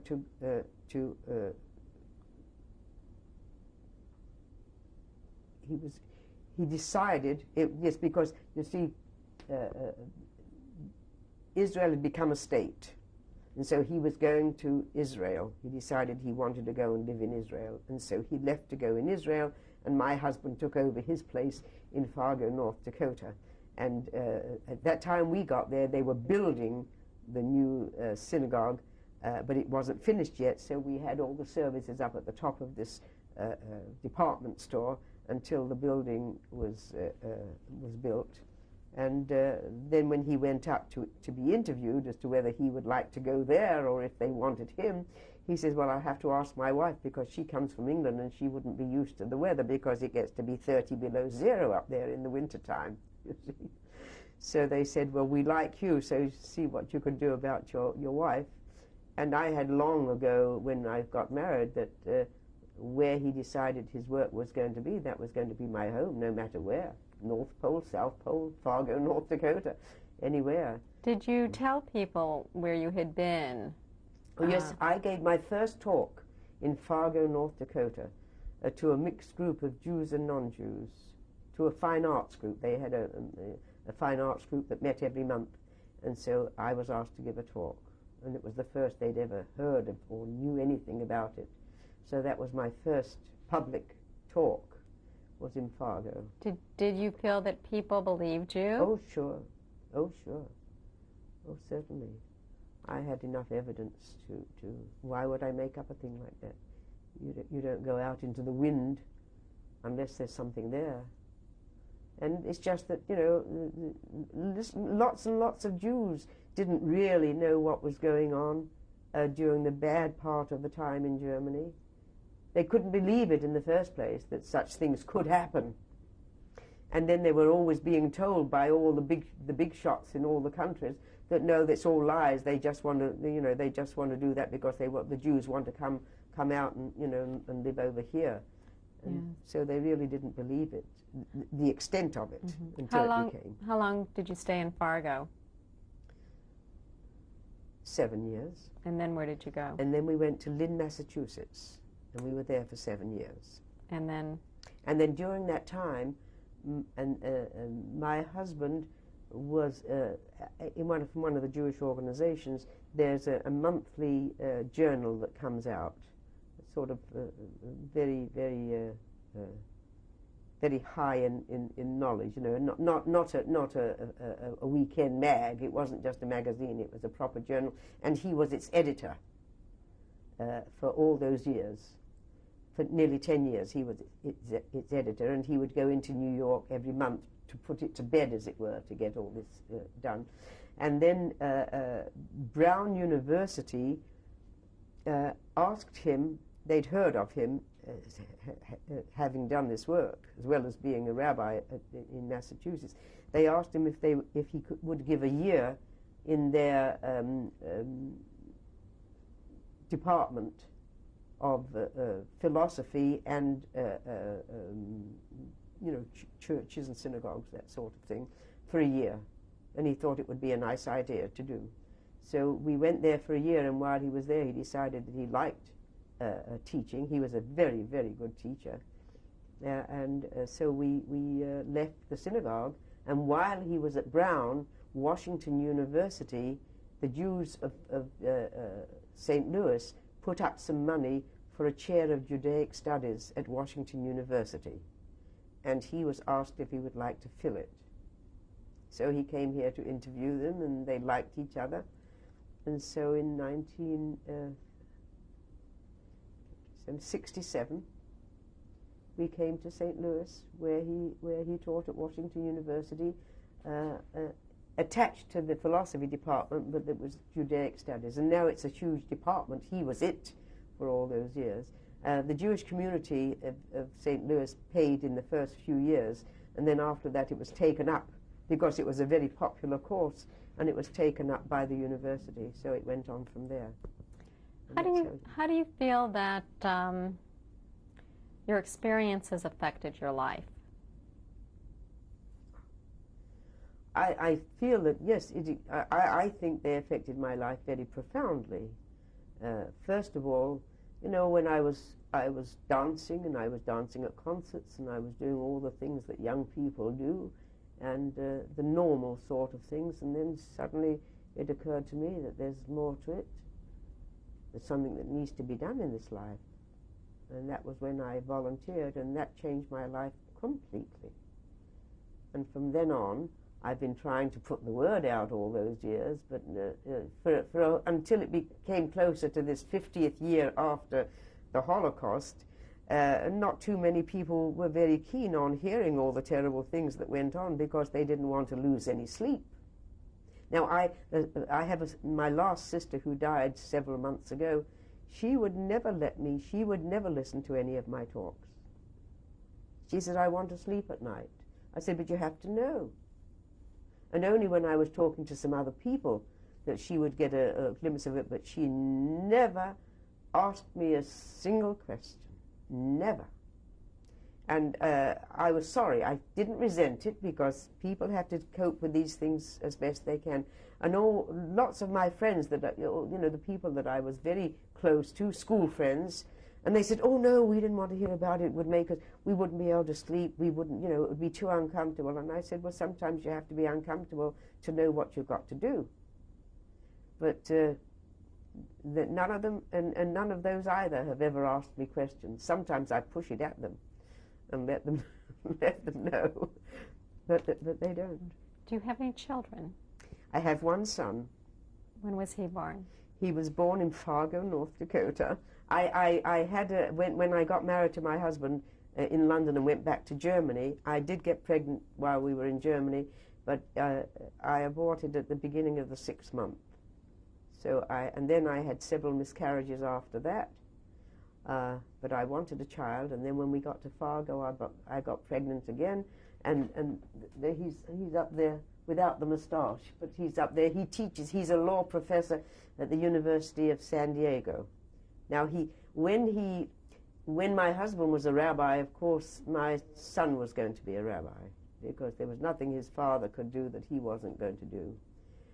So he decided he was going to be a rabbi, and knew all the ins and outs, and when it came to his bar mitzvah, he did the entire service. There was no problem there at all. Then when my husband went into teaching, my son went into teaching. Well, the first thing, he didn't immediately go into teaching. He got a job. He could have gotten a job, and all sorts of law firms wanted him, because, you know, they go to the schools, the law schools, and in their second year of law school, they want to hire you for the summer. Then if they like you, they'll hire you when you've got your credentials. And my son had very attractive offers, and one of them down in Los Angeles somewhere wanted him desperately, and he said, I'm sorry, I'm not going into a law firm. He had decided that he wanted to do something with the government, and so he got a job in the Civil Rights Division of a department there, where he worked for several years, and at about a tenth of the salary that he could have got in a law school.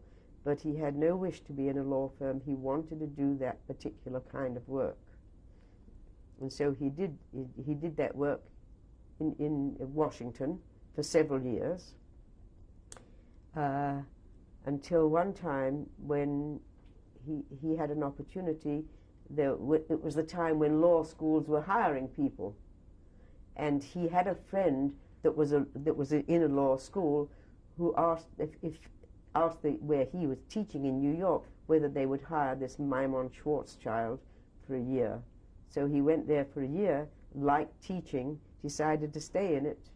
And what is his name? Maimon. How do you spell that? M-A-I-M-O-N. Have you heard of Maimonides? That's where the name comes from. Maimon was very much in the biblical world in the 13th, 14th century, whatever it was. Anyway, his name was Maimon, and everybody said we had a big nerve calling a boy Maimon that nobody would know, with a name like Maimon Schwarzschild, that everybody would make fun of him. Well, nobody did. And so his name is Maimon Schwarzschild. How do you think that your experiences and your husband's experiences influenced your raising of your son? Well, I think my experiences made him very aware. He was aware at a very young age of what I had done. He was very bright at a very young age, so that he would ask, penetrating questions. So he knew what my background was, and the fact that his brother was a rabbi, that was his background, that the family were from Germany, which was a third background, and he cottoned onto that as easily as anything, and is very, very aware, won't let me throw a single thing away that has anything to do with Germany or that period. So I have all papers from of his father's. I have his father's passport, his grandfather's passport, where it's still got the swastika stamped on it, and he wants everything from that family so that it doesn't go into the air and up in smoke. So he's very well aware of his background and of what he'd like to do, and he's doing what he likes to do at the moment. Looking back now,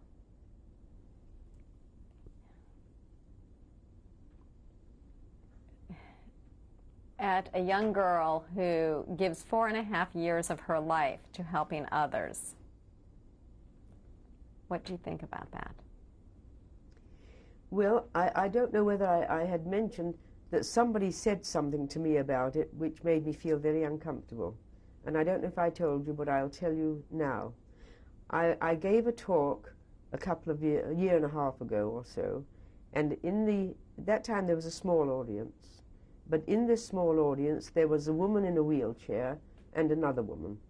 And it turned out they weren't friends, they didn't know each other. The woman in a wheelchair was a survivor, both survivors. One was a Hungarian survivor, and the fact that she was in a wheelchair had nothing to do with her stay in the concentration camp. This was something that obviously she must have come here as a very young person, got married here and had children, and this is something, it might have been MS or something like that came along. She was there, and this other woman who was from another part, Czechoslovakia or somewhere like that. After the lecture, after my talk, and I had shown this piece of material, when I showed it to her, she said, would I be willing to cut one of these out and give it to her? And I said, no, I didn't think I would, because I had promised my son I'd cut out, because this was a big piece, and I'd cut out so much of it for various, museums and things, that I had promised not to cut any more out. And she said, well, I can understand that. And then she said, well, may I tell you something? And I said, by all means, what is it? She said, well, I might cry.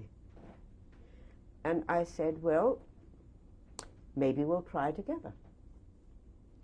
So she said, well, I think, and this slew me, I think God put you on this earth in order to do what you did. And that was just the thing that absolutely slew me, because there were loads of us doing the work. It wasn't just me. I was just one of many. And I said, well, it would be nice to think that it was so, but I can't lay claim to anything terribly special in those circumstances, because there were lots of us that went out, especially from our organization, because we were volunteers. We weren't paid workers. Most of the others were paid if they came out. We were all volunteer workers. So if God had a hand in it, then it was not only with me, it was with an awful lot of other people. So that I felt a little uncomfortable, but it was nice of her to say so. It was a very nice thing. And we'll stop here. Okay. There's just one or two other little things that you might be interested in. When I was in Berlin, there was a group of an old age home, but there was an old age home with very elderly ladies. And I went there one day to look around and see if I could... That had survived. These were survivors. Yes, well, the miracle was that they survived, but then the whole thing was a miracle. It was a miracle, I think, for me to go there. And I'm glad of the miracle, because it accrued to my benefit that I was able to go there and available to go there. So one wondered how so many young people died, and yet these old people managed somehow or other to survive. And I was going to go to London on my own leave or furlough, and I said, anything you want? And so one said, yes, I want this, and somebody said something else, and one of them wanted the thread that makes these crocheted little doilies that you put gadgets on. So I brought back that for her, and one of the other women, she wanted a lipstick, and I looked at her and I said, are you sure? She said, yes, I want lipstick, but it's got to be my color lipstick. I said, okay, what is your color lipstick? She says, well, this is my color lipstick. And she points to her mouth, and she had it on. It was the last of the Mohicans. It was just the last bit, and she didn't have any more. And so I was to remember the color and bring it. I said, well, I don't know the name of the color, but I'll bring you some lipsticks. So I went off to London, and I came back with 8 lipsticks. And she went, nah, not one of them was the color that she wanted. Now what do you do? What do you do? I said, well, mix them, mix them up. She said, well, I suppose I'll have to make do with 1 or 2 of them. And she took 1 or 2 of them. She turned down every single lipstick that I brought. And I thought it was such a funny thing for this dear old lady who'd been through hell and had to have the color lipstick that she wanted. So it was a very nice thing. So I thought I had to tell you that. And I believe I told you about the old man that wanted my husband to meet his baby son. Or I don't know if I mentioned it earlier on. There was one very old man in the men's group of elderly people who had survived. Again, another miracle. And he said, my son's coming to, my baby son is coming to pick me. I told you about the baby son who turned out to be in his late 70s. So you helped these people. You helped them move on in their life. We helped in their lives, not in their physical lives. I mean, that was helped on by various things. Because another thing that wasn't sort of mentioned in detail here, because you know that until Israel became a state, there were the illegal boats to Israel, and that was the job of a lot of our people, to get the people all together, because you had to get the people together, you had to get a boat, and you had to go to Marseille, which was the dropping off point, and then you had to get them to Israel, and sometimes they were torpedoed, they were killed by being bombed in the water, sometimes they got in, and sometimes they were sent back. Now, when I was working in Belsen, I didn't mention this point, but so long as I'm talking about survivors, when I was in Belsen, there was a lot of excitement going on, because suddenly out of many of the rooms there, the men had disappeared, and a lot of the British Army were in charge, and they couldn't understand where all these people had gone to that suddenly disappeared from Belsen. But most of us knew that they had gone because they were on their way to Marseille in order to get a boat to go illegally to Israel. And that was where I sort of came in, because the boat got to Israel, but they weren't permitted in, and it was turned around, and they were sent back to Hamburg in Germany.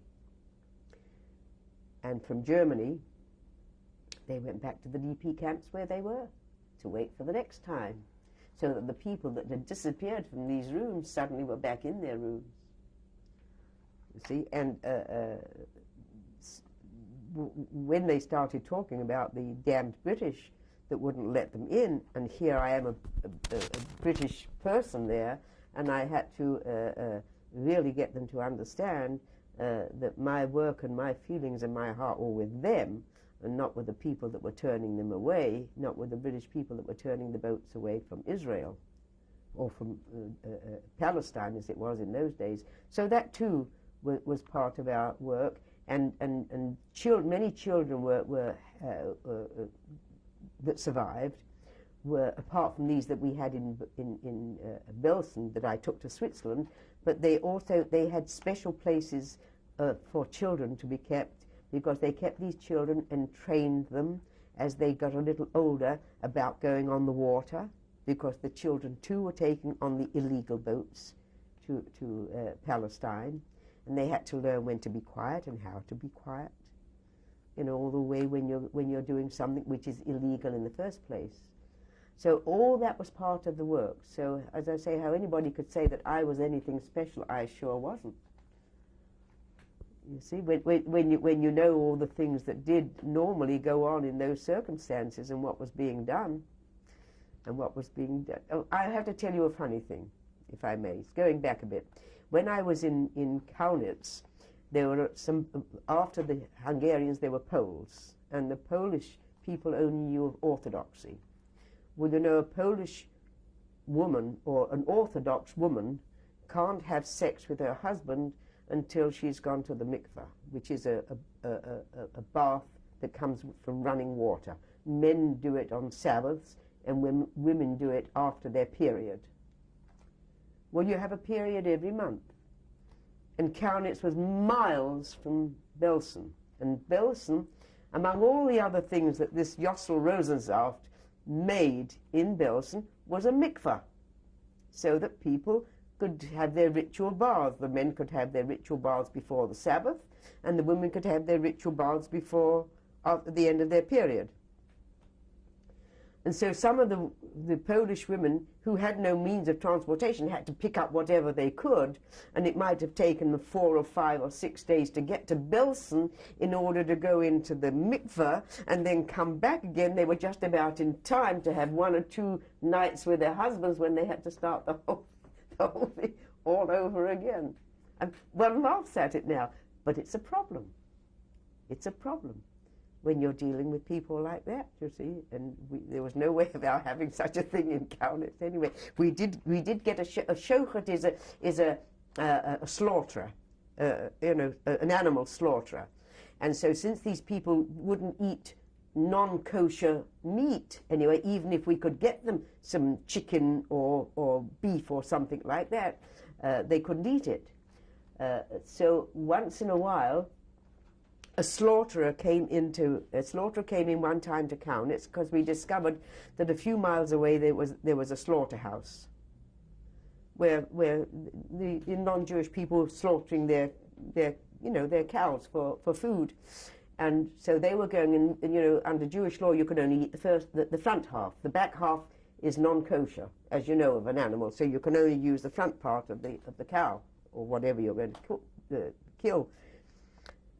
So that we had to have a slaughter. And in Belsen, there were slaughterers and rabbis and all sorts of things. So a slaughterer would come from Belsen, and we go to the slaughterhouse so that he could slaughter a cow.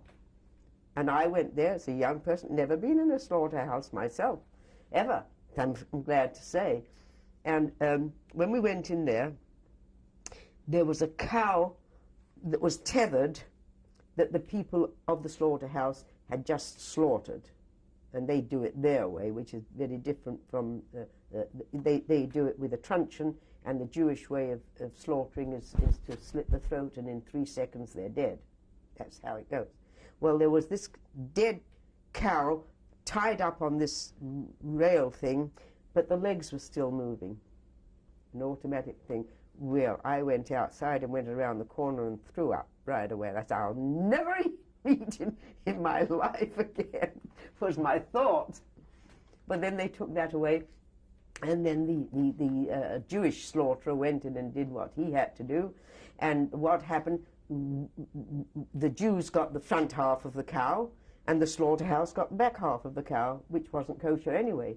And so that way, around the various DP camps, kosher meat could be most of it went back to Belsen. Some of it was left in our place. But you see, you had those problems to think of as well. But I thought that was it was one of those times when I. Do you feel that the Jewish Relief Unit that you were with has ever been recognized for the work that you did?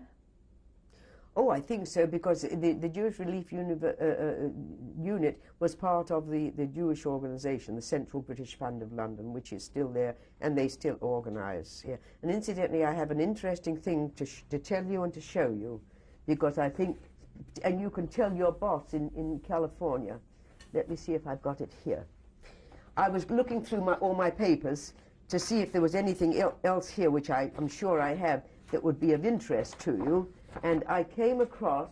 Well, you can tell me about it, and we'll look at it later. Well, no, I can't, I've got to show it to you. Well, I can't show it to you, because I must, but I've got it out. I've got it somewhere. It's either here or next door. Among the pictures and things that I came across was a picture of a woman. It was a newspaper picture. And the newspaper picture, I then remarked, she was one of our girls. We'll put it on later. Okay, please do, because I have to find it for you.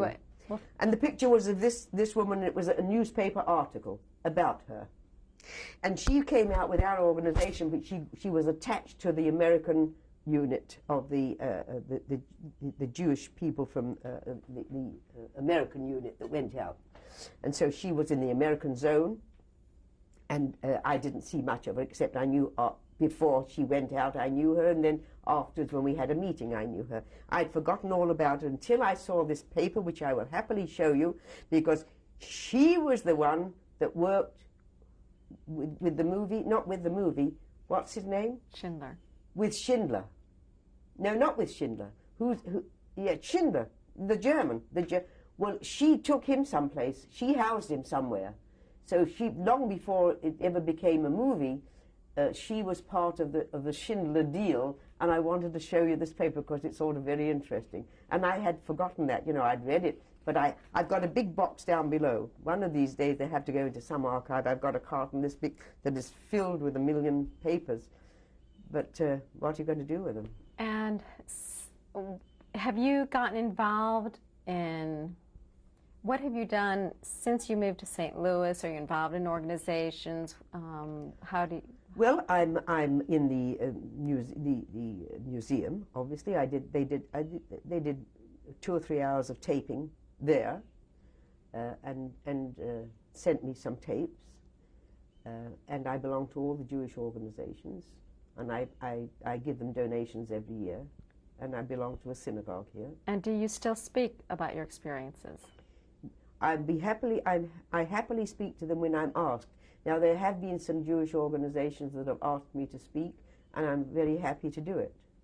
And I was rather surprised that until this year, this 50th year came up, I did one, the temple I belong to, the temple Sherei Tzedek, I gave a talk about four years ago, or 5 years ago. And I gave a talk to a non-Jewish group here, which surprised me. And until this last year or so, that was all I was asked to do. People knew that I had such a thing, but I wasn't going around to say, well, I want to talk to you. I think I have something to say, because the Jewish people certainly should have known that if there's somebody that they knew had been doing this work, that they would want to do it. So now it's become fashionable again. And so I have done several, I've done, or I suppose in the last year, I've done 6 or 8 talks, and I'm very happy to do so. Do you feel... Of course, I come cheap, because I don't want to be paid. I don't want to be paid to talk about the Holocaust. So I asked them to make a donation to the Holocaust Museum here. But I think I'm not very popular among speakers who want to be paid, because they don't like to know that there's a speaker that does it for nothing.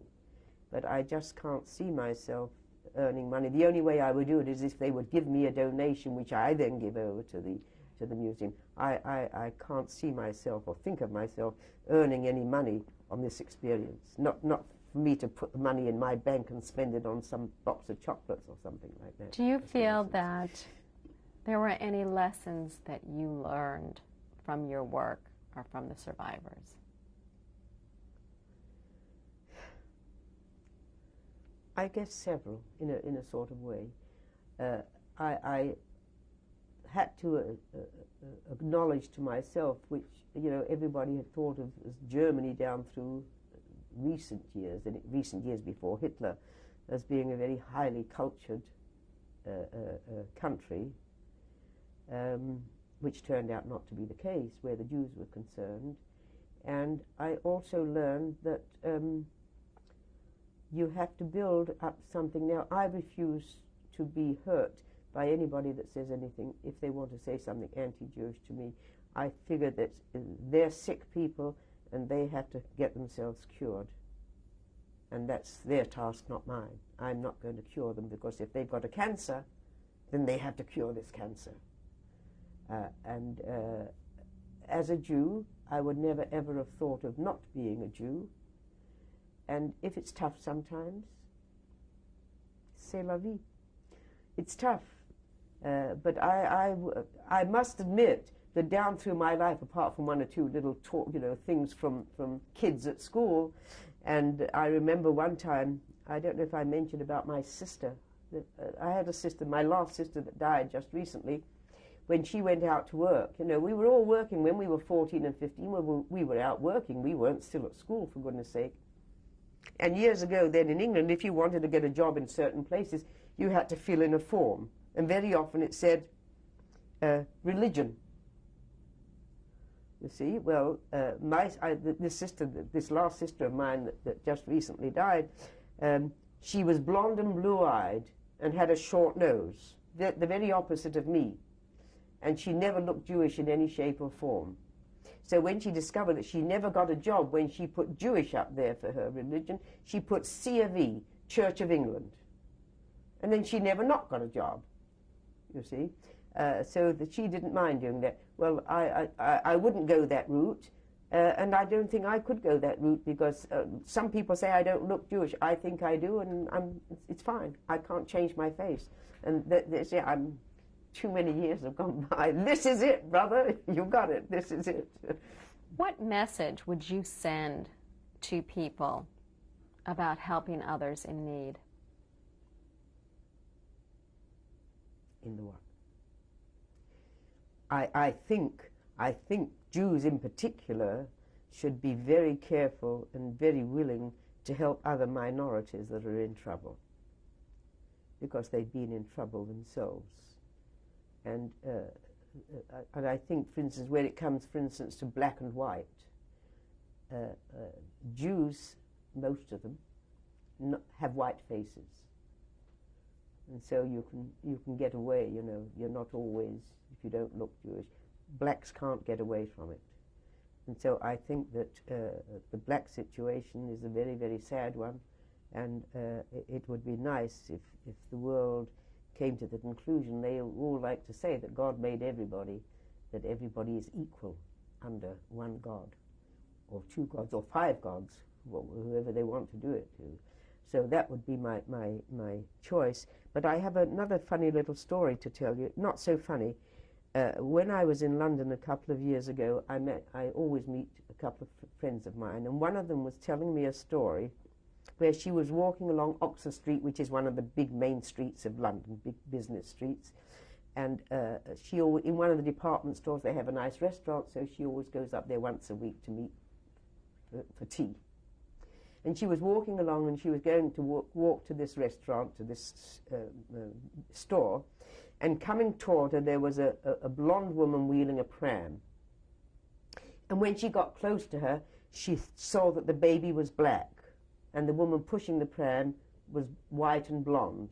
And she said to me, this friend of mine, oh, she said, I felt terrible. She said, it's so awful to see that, a black baby with a white woman. And this is a Jewish woman. And at that point I had only one thing to say to her, because you know that the Jews are being gathered into Israel from all over the world. And there are now Jews there as black as the night. So I said to her, well, now wait a moment, are you telling me that in Israel one Jew can't marry another Jew unless his face is the same color? What about a Jew marrying a Jew? Oh, she said.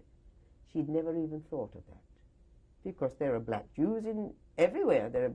There are Chinese Jews too, in case you didn't know it. But as they say, those damn Jews, they get everywhere. They got everywhere. But that was a lie. But I really, any sort of hatred or dislike of or working against any peoples, I'm against. Do you feel that you got that from your mother, from growing up? Where does that come from in you? I don't know. I don't know whether it came from my mother. I don't know, you see, because my mother obviously came from a part of Poland which was a Jewish quarter, because that's the only place the only places Jews could live in, a sort of a ghetto, so that the Jews would always be with the Jews. They had dislikes, because they had lots of, for instance, dislikes of Russians who came with the pogroms and shot them and killed them at a drop of a hat, so that many of them came to this country and to England as refugees in order to get away from just those things. So anybody that is against anybody because of the color of their skin or their religion. Now I have a feeling about, I don't believe in Christianity, obviously, as I'm a Jew, but I think if you're serious about your religion, no matter what it is, whether it's Christian, Jewish, or anything in between, if you're serious about it, then you have to respect them. Is there anything else that you would like to say? I think I've said enough now. I just wanted to, eventually I'll show you that picture of the girl that was with Schindler. Okay. But otherwise I think I've said enough, maybe too much, I don't know. Thank you very much.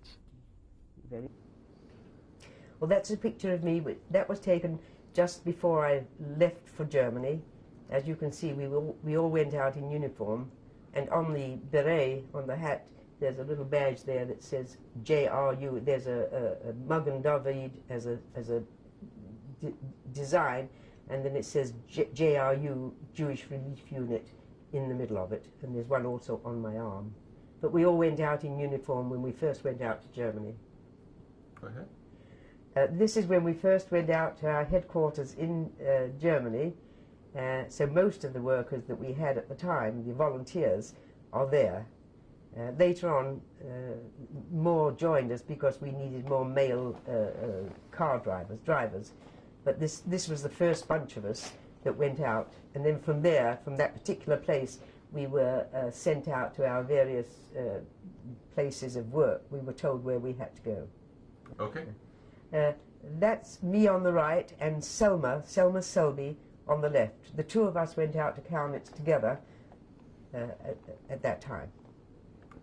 I mentioned in a talk that a white dress turned up in some clothes that were sent to us, and somebody made a white hat, and we used it as a wedding dress. And here you will see two brides and two grooms who were dressed in that same wedding dress. We kept it for those very special occasions. The girl on the left is a Hungarian survivor who finished up in Kaunitz, and I had two sisters that worked full-time, pretty full-time, in my house, but she came on also as a third helper in the house that we had requisitioned to live in. Very nice girl. The survivors they were in Kaunitz until they went off somewhere, and I'm not sure where they finally ended up, where they got to. Okay. This was Stephen Schwarzschild, who he had just been ordained in Cincinnati, came out to Berlin to be the rabbi of 9 synagogues in Berlin as a newly ordained rabbi. This is his first main pulpit. This is a picture. We're seeing off a group to Israel when it first became a state. The woman in there in the middle is the head of was the head of our organization. She's no longer alive. I'm on the right, and my husband Stephen is immediately on the left, and the one in the corner was a sort of a factotum, a helper of some other people who all went to Israel and became part of the first Knesset in Israel, the first parliament of Israel.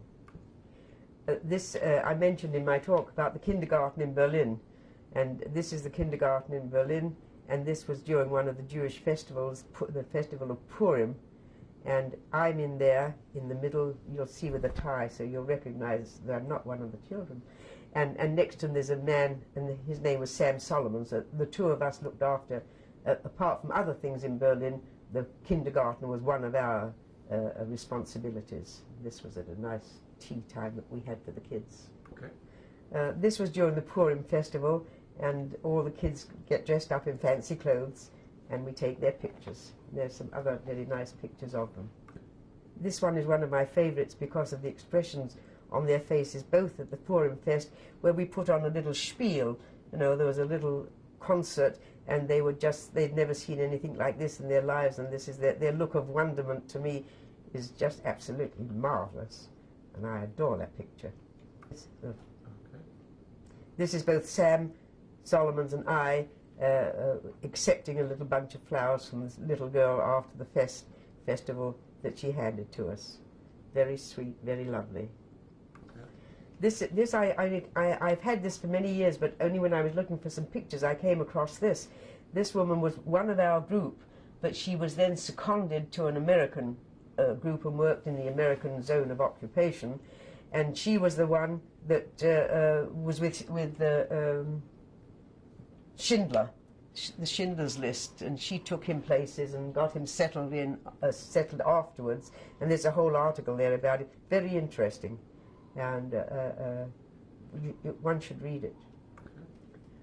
This is a picture of my husband's parents, but it's way back in 1931, but neither of them are living now.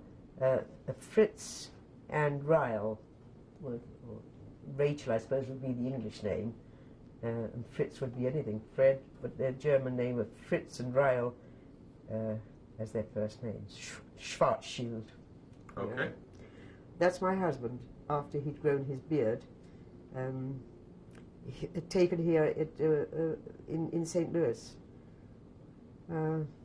about 2 years before he died. And that's my son Maimon, His hair is very much shorter now. This is taken a few years ago when he was at Columbia University, but now he's a lawyer. He teaches law, rather. He teaches law at the University of San Diego. And he's not bad. He's very good. He also does, as a matter of fact, he teaches British law, international law, so the British law is one of his side things. So he's also active when he goes to England every year. He's active in England too.